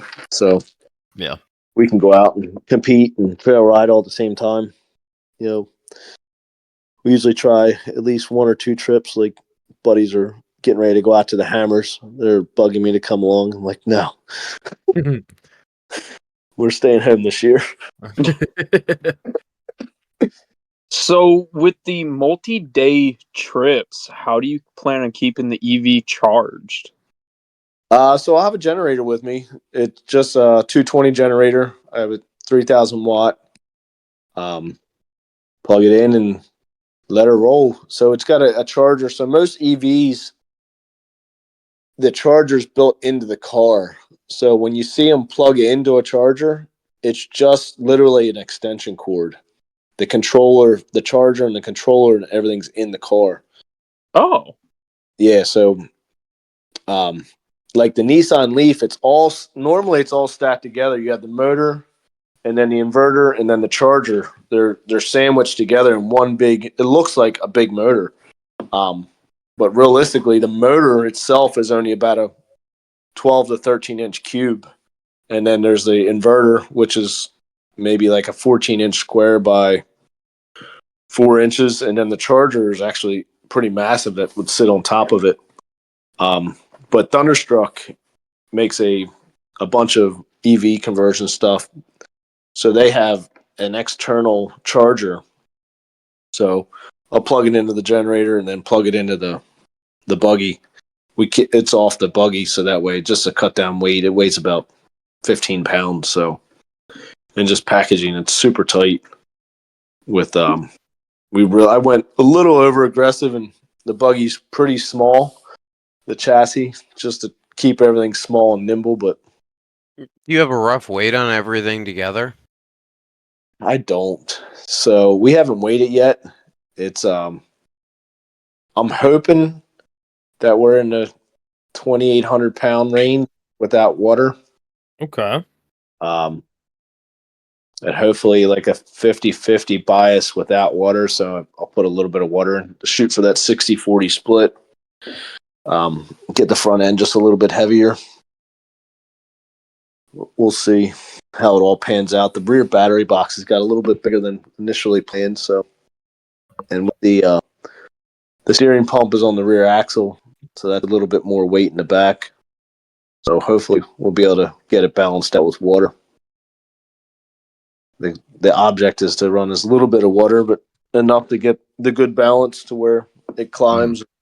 Everything works as planned. Yeah, that makes sense. Yeah. What'd you end up doing for the suspension? Suspension is a 4-link front and rear, and then we have 2.5-inch Pro Fender air shocks.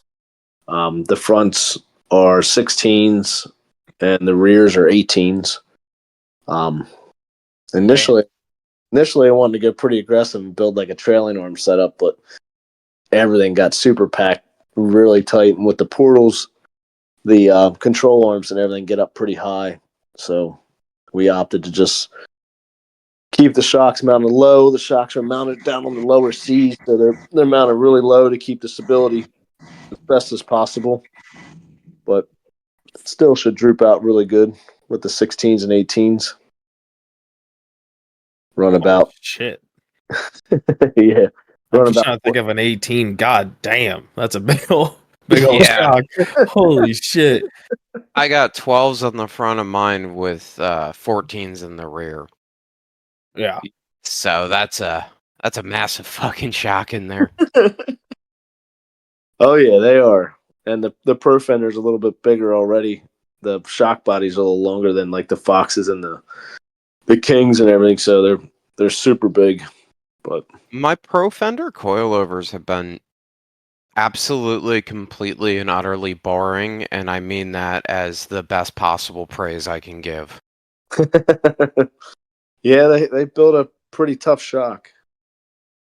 We bolted they're just totally stock on the green buggy. I had the bypass air shocks on it for a couple seasons, and a buddy wanted a set real quick, so I sold him the ones off mine and just went with the regular air shocks. And yeah, they're just right out of the box, put on and set the nitrogen and run the shit out of them. I think on mine, I double checked to make sure that they were filled, put the springs on the rig, and fucked with the secondaries or not the secondaries, but the dual rate adjustment until I was happy with it, and that's how they've been for the last. Wait, has it been 4 years or 3 years now? I finished 3. that right before I moved to Tennessee. So yeah, 3. So it's closer to 3 years than 4 years because I brought the Jeep up to Graham like late July, I think, 3 years ago. What? Yeah, we moved in 21, so that makes sense. But yeah, they've been on there for that long. They've literally just been boring and fine, and I like them. Take a beating and keep going. Yeah, I put some big shocks on the front, and they definitely feel a little bit nicer, but they're also valved to the rig, and they've got some other weird stuff going on in there, like the piston's different. But the Pro Fenders are boringly okay, and I like that. Yeah. We can tell by your excitement how fantastic and exciting they are. He loves them. Well, like, I truly mean that that is good praise, though. They've had nothing fail on them. They've had no problems. Every time I bolt check them or check the dual rates, they're fine. There's nothing bad to say. They just go, and the rig works. So okay, fuck it. Yeah, I can't beat that, honestly. No. Yeah, it's amazing seeing some of the products out there. You get out there and get a couple seasons on them, you get dirt in the stuff, and they just fail. And some things just keep taking a look and keep on going. Yeah, something that I was just pondering upon, you were talking about how you cracked the wheel on Judy and all that. What do you think the parts breakage differential is going to look like? Ooh. Well, hopefully we're not tearing up parts, with portals and 9s, 35 splines. The portals have all Jesse's upgraded gears, Brannick shafts. It's all the chromoly shafts that are designed to work from 50 degrees, Yukon super joints. The I don't know. Realistically, it shouldn't break, but I have no idea what's going to happen when things start getting bound up. You think about it in Judy, she starts getting bound up, and at low RPM, it's got a pretty high stall, so we're probably pushing 150 foot-pounds of torque, maybe about 250 horse. It's making a lot of the power at the top end, but it starts getting bound up, and the motor it won't rev anymore.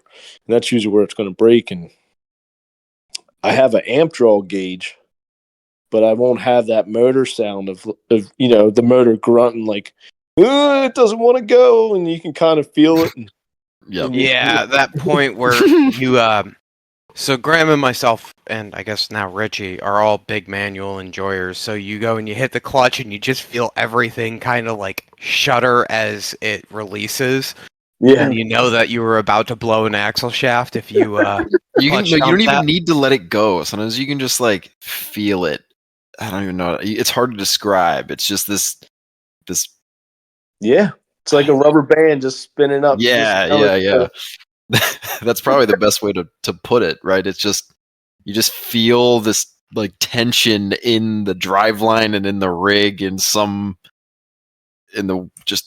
everything. It just doesn't feel right. It feels wrong. Yeah. So I have no idea how that's gonna correlate to electric. Maybe it's gonna hum, or you can kind of feel. Yeah. I mean, realistically, you look at it. I think probably the weakest link would be the Hummer stubs, the portal stubs, because they're like 31 spline. But the Hummer, the portals just take so much pressure off the driveline. The portal box is 2-to-1, so it's reducing all the strain on the driveline literally 2 times. A lot of the guys are running just 300M 31 spline Toyota stuff with a Toyota 8-inch centers. And it's living. That doesn't even compute in my mind. No. You look at a 31 spline shaft, and Judy's always had 35 spline in it. Then we upgraded to 40, and it was like you go from 40 to 35, and it was like, wow, there's a huge difference. Then you drop down and you look at the little 31 spline. It's like, how does this even stay together? And you see guys, I mean, they're like, they're jamming tires in a hole and just powering through it. It's like, I just look at it and sometimes I'm like cringing, like, oh my God, that's not going to blow apart in pieces. And like, all I could just see is that little toothpick's axle shaft in there just spinning, just twisting up like a pretzel. Like, oh my God, what are you doing? But it works. They're running little Toyota U joints and stuff. I went a little overkill on some things, and so with a motor, one thing that's nice with the portals, if you run a front engine, you have to run the diffs upside down to fix the rotation. so it spins correctly. So originally it was going to be set up with kind of like a rear engine setup, the way the transfer case was going to be in the front and pointing the motor in the back.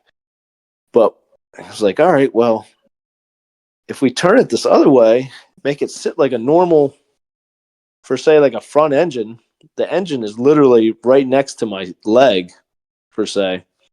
And the drive shaft runs right up between the motor and my seat.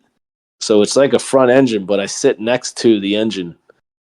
Pretty wild. I ended up using to make because space was getting so small, I took a JK axle shaft and turned it down to receive the spider tracks, the portal, the smaller, the 1350 portal yokes from my front drive shaft. So it has a JK axle shaft that hooks to the transfer case with a 1350 U joint for the mid shaft.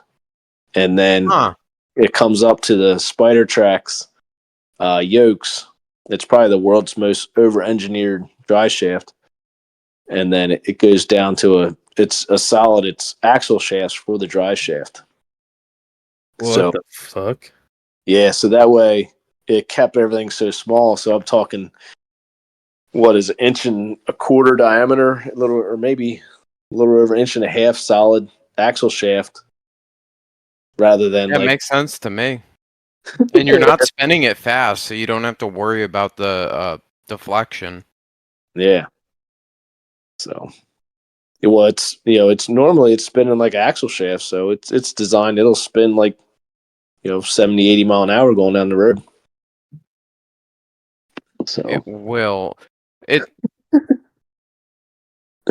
I'm just trying to balance that with like what I know about the drive shafts, because don't they end up seeing a higher total speed than an axle shaft would going down the road, because you're talking about the 5 times? So with that factor in there, I thought all of the larger auto manufacturers were going to the bigger drive shafts to help to eliminate the balancing problems, and because the strength is carried on the outside of the tube.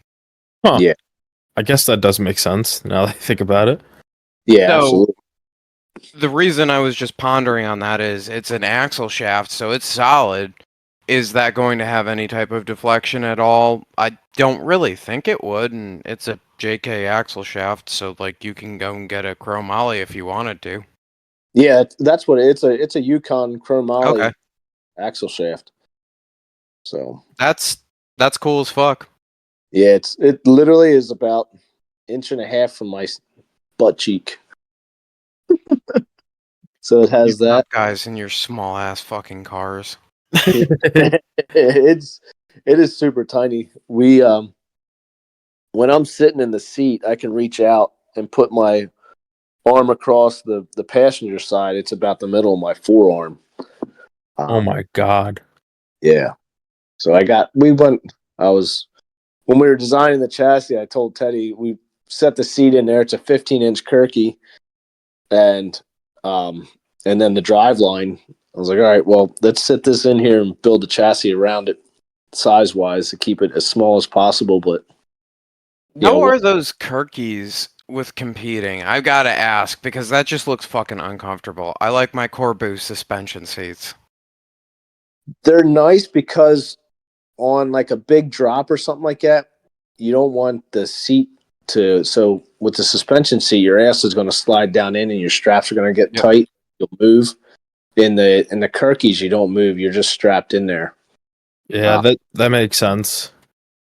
So that's a little bit better trail riding. Yeah, we got padding underneath in old Judy because she's a trail pig. We got 2 inches of foam underneath the seat on the bottom, so that way it's a little more comfy when you're trail riding, bouncing down hitting shit. But yeah, it's not terrible. I did go aggressive with this one. I mean, it's a low back Kirky. There's not a whole lot of seat. It was when we first started playing it, guy was like, all right, think you can fit into a 15-inch Kirky?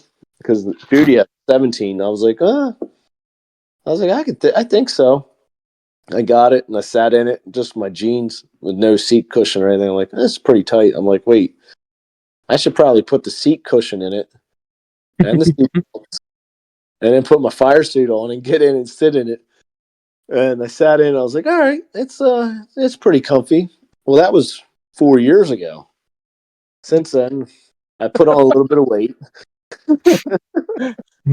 so now it's a little extra tight in there. But time to go on a diet.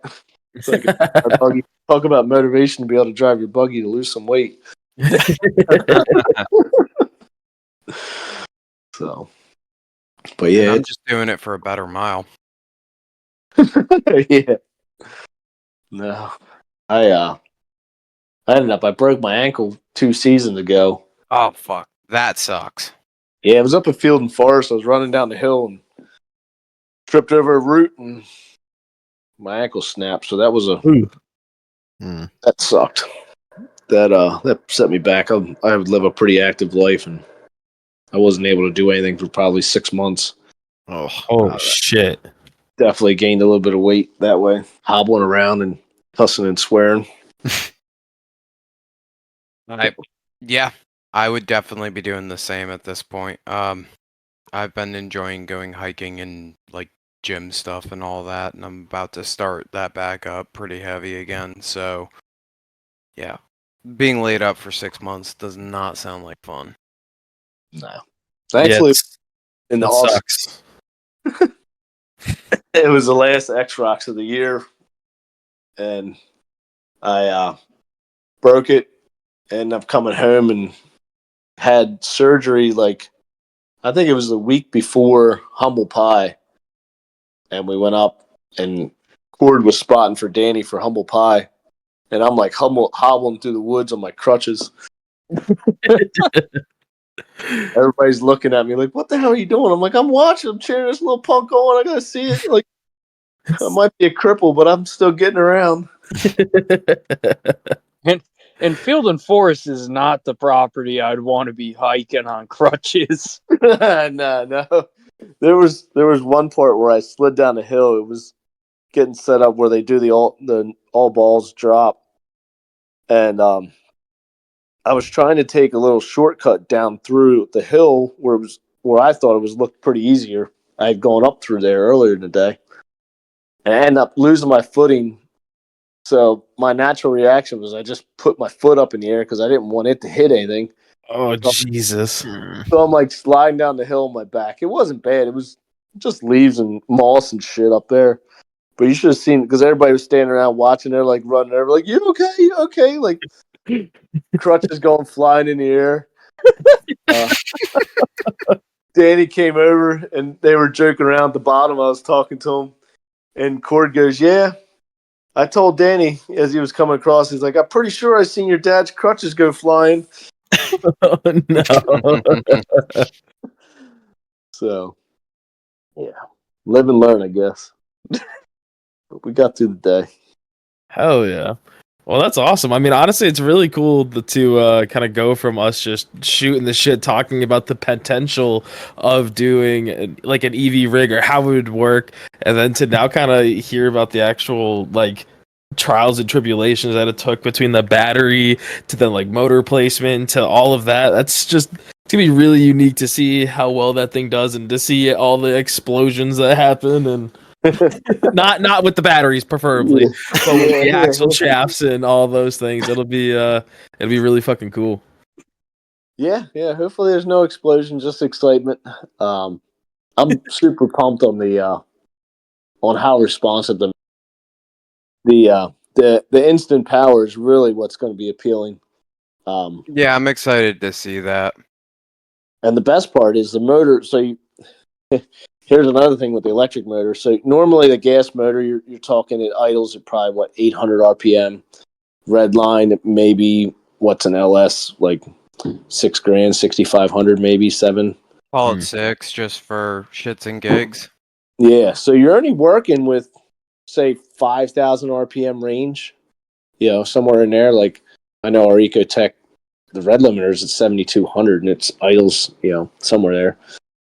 But the electric motor, the RPM range is literally 0 to 10,000. Yeah, that's insane.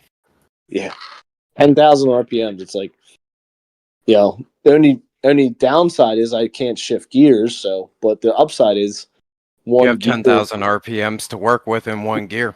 Yeah.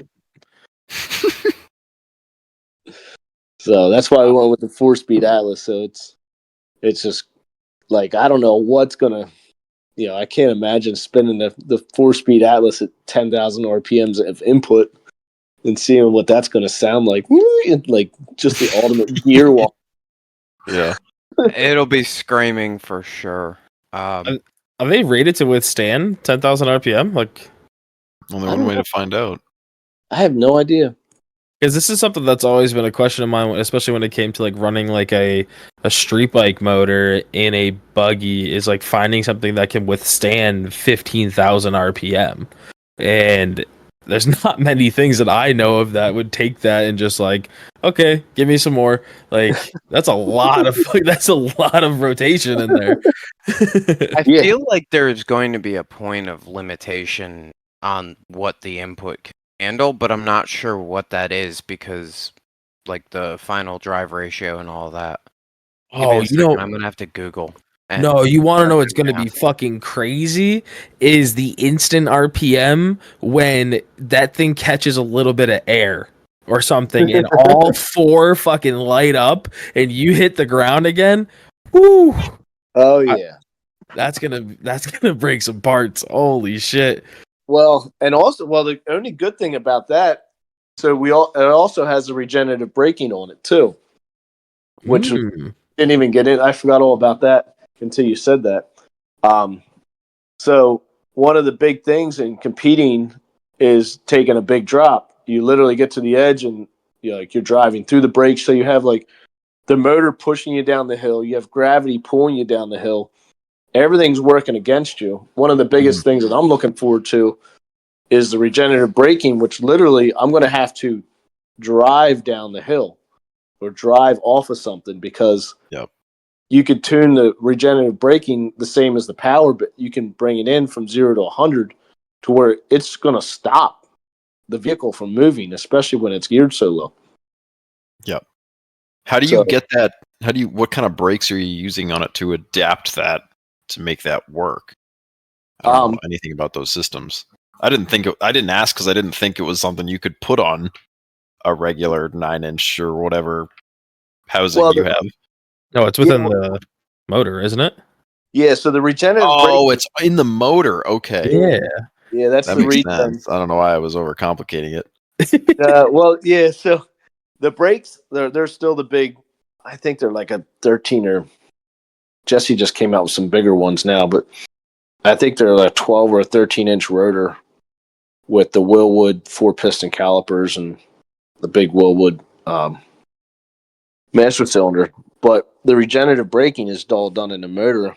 I don't know if you ever driven like an electric car of any kind where you don't even really have to use the brakes. Literally, you can let off, and depending on how strong the regenerative braking is, it'll stop the vehicle.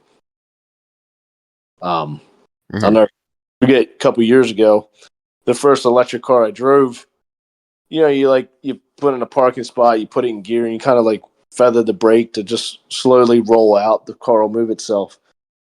Well, an electric car won't even move. You have to accelerate to get it to move because it doesn't. It's not idling. It's like, wow, this is totally different. I do like the regenerative braking just in a regular driving sense because I'm so used to driving things that are on the road, things that are geared low with an underpowered engine, so it's always screaming. So you're always, whenever you're off the gas, you're just pulling. All the gearing is slowing you down. Electric cars that have the regenerative braking, I turn that shit to like 75. 100's aggressive. It's usually got, at least the one I most recently drove had 4 settings. I set it on 3. It was perfect. It was like driving a shitbox. It didn't make any noise. You had like shitbox with a dragging brake? No, just with driveline and engine drag when you let off. It's just trying to slow itself down. That's what it does. That's what the regenerative braking feels like. You're driving something geared really low, wound out, and you let off, and it's just pulling, like just slowing you down because it can't do that speed in that gear. Yep. Yeah, so that's another benefit too. So we're always joking around. I don't know how much it will charge. The standing joke is that I got to hook a tow strap to the front when we go trail riding. Danny's gonna have to drag me around and regenerative braking between obstacles. He's just gonna be pulling me, charging me up. I want to know how actually efficient that would be. A truly hybrid electric system. Yeah. I was talking with Kyle, and he's looking ways to fast charge, like out in the desert. You know, obviously he's runs a huge battery, and they're just consuming power like it's nothing. And he was looking at a way to take an actual Leaf motor and spin it with a gas motor. You know, something like I forget what he was saying. I think it was like a 50 or 60 horse gas motor. And that way they could it'll put out 400 volts, and they can turn the regen up to 100% and just fast charge using the Leaf motor to back charge it in reverse, which is just mind blowing that it would work. Are you able to pull power to one motor while regenning from another? Is that is that a thing? I feel like that might cause issues. Yeah, I don't think it would be possible in the vehicle, but he was talking about building like a generator, like a high voltage 400 volt DC generator out of it compared to like a 220. Oh shit! So that's actually fucking cool. Like drop it in the pit beforehand, so when you pull in, fire the generator up and plug the car in. Yeah, the fast charge. That's fucking cool. Hold on a second. Actually, the really cool way would be doing batteries that are modular. Somehow figuring that out, so that way that generator could charge a battery. He stops in pit, drops a new battery in. Granted, I have no idea how heavy his batteries are. I could only fucking imagine he'd have to have like a cherry picker or an overhead. Oh yeah, just go bench that one in, Cody. You put that new battery pack in. Well, I don't know, dude. Like, that's what I'm saying. Like, I feel like, but that would be the practicality of like tire changes, but no battery changes instead. Yeah. Well, here's an instance. So the difference from the Tesla batteries to the ones I have now, the Tesla cells for 24 kilowatts. You know, you say like 24 kilowatts. It's like 10 gallons of gas. So it's like 24 kilowatts with the Tesla batteries is about 240 pounds compared to now with the batteries that are in it. I think they're 560 pounds or something like that. 500 something. Shit. Yeah. So there's a pretty significant change, but I opted to get 200 pounds fatter to save my life. Understandable. I'll just go on a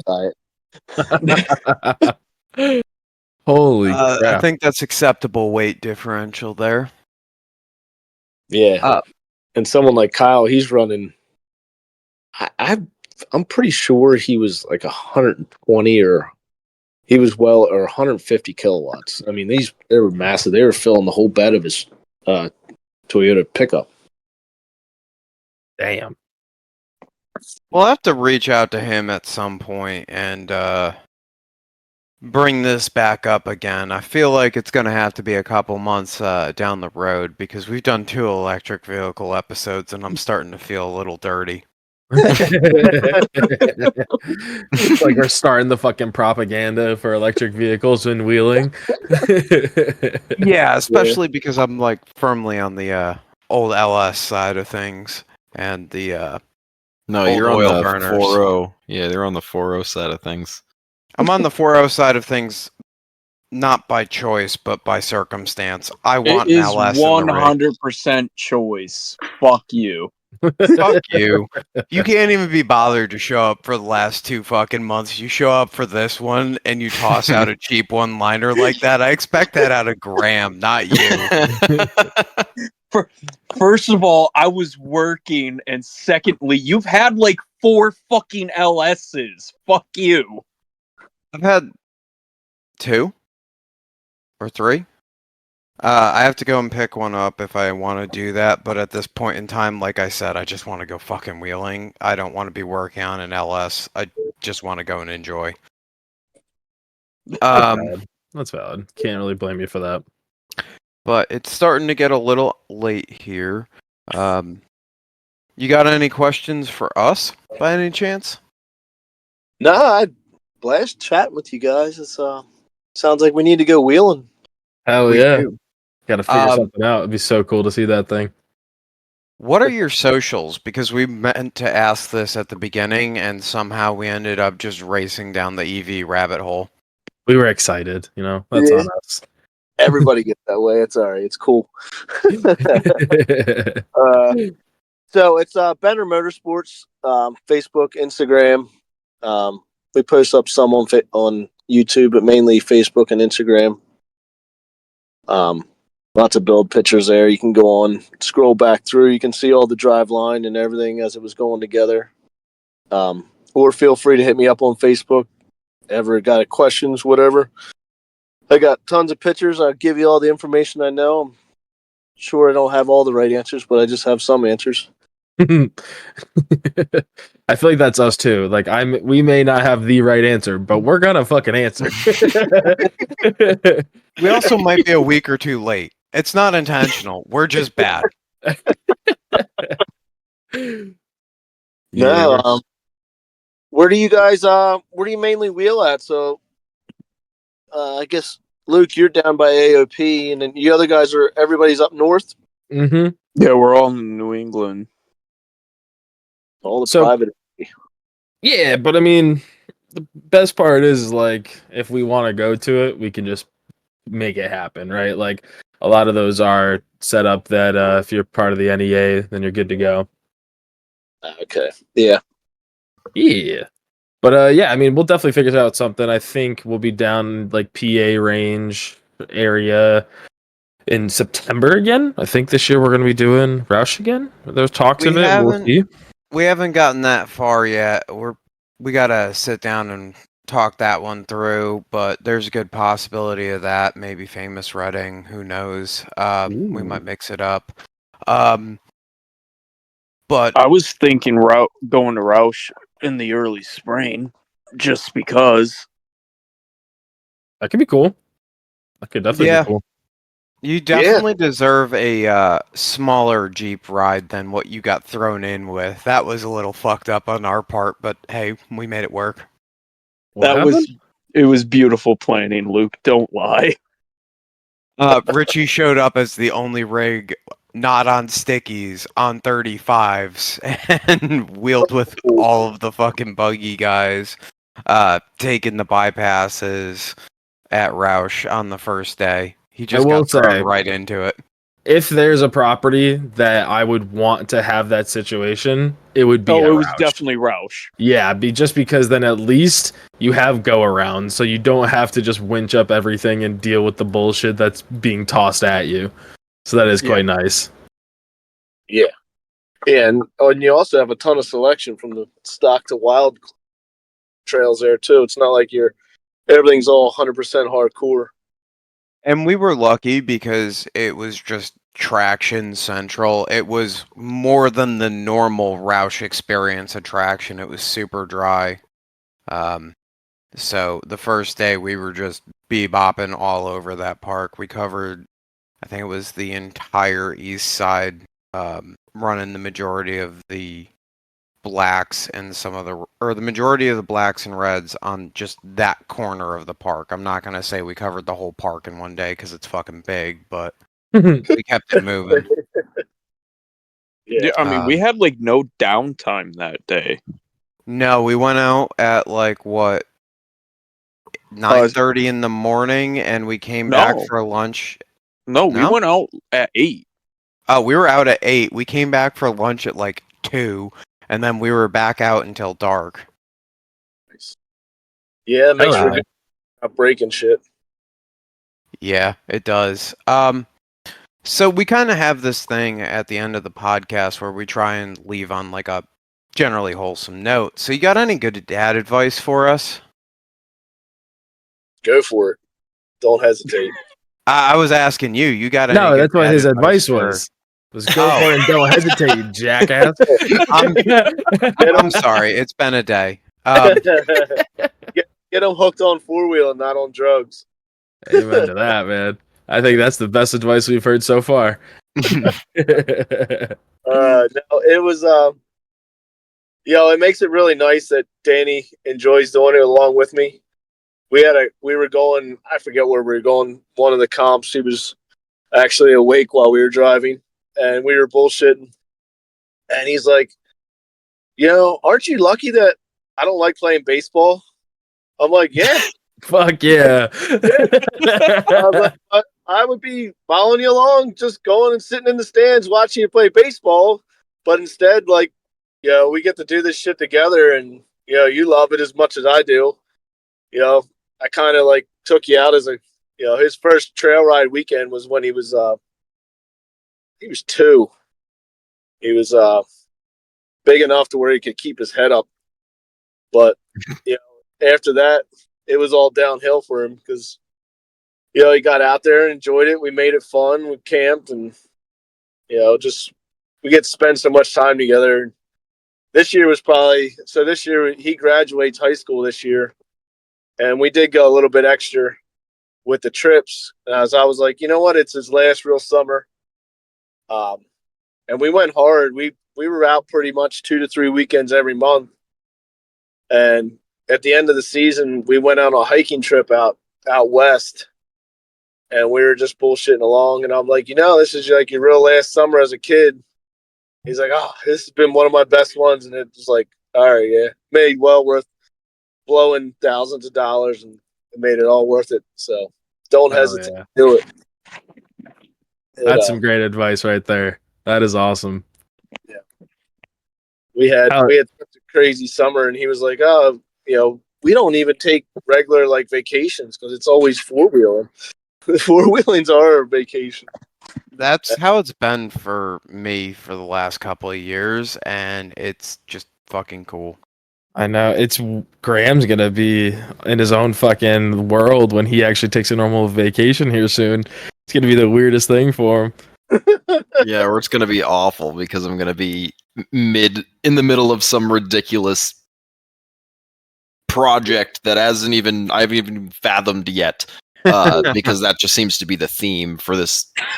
All of 2024, that's been the theme. So here's hoping that changes, because I'm tired of quests. I want to just finish what I'm on, and then be done, and actually work on the Cherokee or something. The best part's gonna be when you go to buy a slushie and you're gonna be like, "Damn, that could have been a day of wheeling at Roush." But it has Mickey Mouse ears. It's okay that I spend $80 on this slushie. Oh no! You were prepaying to save money, so I don't have to spend the money. Wait, there's what do you mean? You can do it. It's ridiculous. I'm not in charge of it. It made sense the multiple times it's been explained to me. So you it's can, really pre-buy your food. You can get yeah. There's all sorts of crazy stuff you can do. What the fuck? That's I'm telling you, crazy. she's got it all planned out to do it as cheaply as we possibly can, and we're gonna go see the space Kennedy Space Museum or whatever. So that'll be cool. Oh shit, see that'll be fucking cool. The SpaceX rocket with Kings on it. Oh sweet! That'd be cool. Are you gonna get to see a launch? Oh, I don't know. Maybe. I guess if everything lines up. Wait, that'd be so sick. Hell See yeah. some of the land. Yeah, I don't know. It'll be fun. It'll be the first actual vacation that isn't wheeling related. Taken in a long time. Do you count Jess's wedding as a vacation?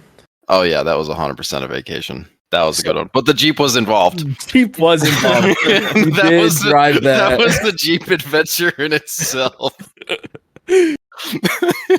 I feel like that's a very common trend, though, amongst us idiots, like across all aspects, whether it's recreational or competition, that most of us are just spending our time on trail, that we don't really just do like normal people vacations. I mean, like, you just always throw a wrench in it with it's just car people doing car people shit. Like, I can't just do a normal drive. Like, it's got to be in something dumb. Like, we're going to Maine, and the J20 doesn't even run right now, but it will run in 2 weeks when we're going to Maine. Oh my god! To ski, it's just that's technically it's the most capable 4-wheel drive vehicle that can drive that far, technically on paper.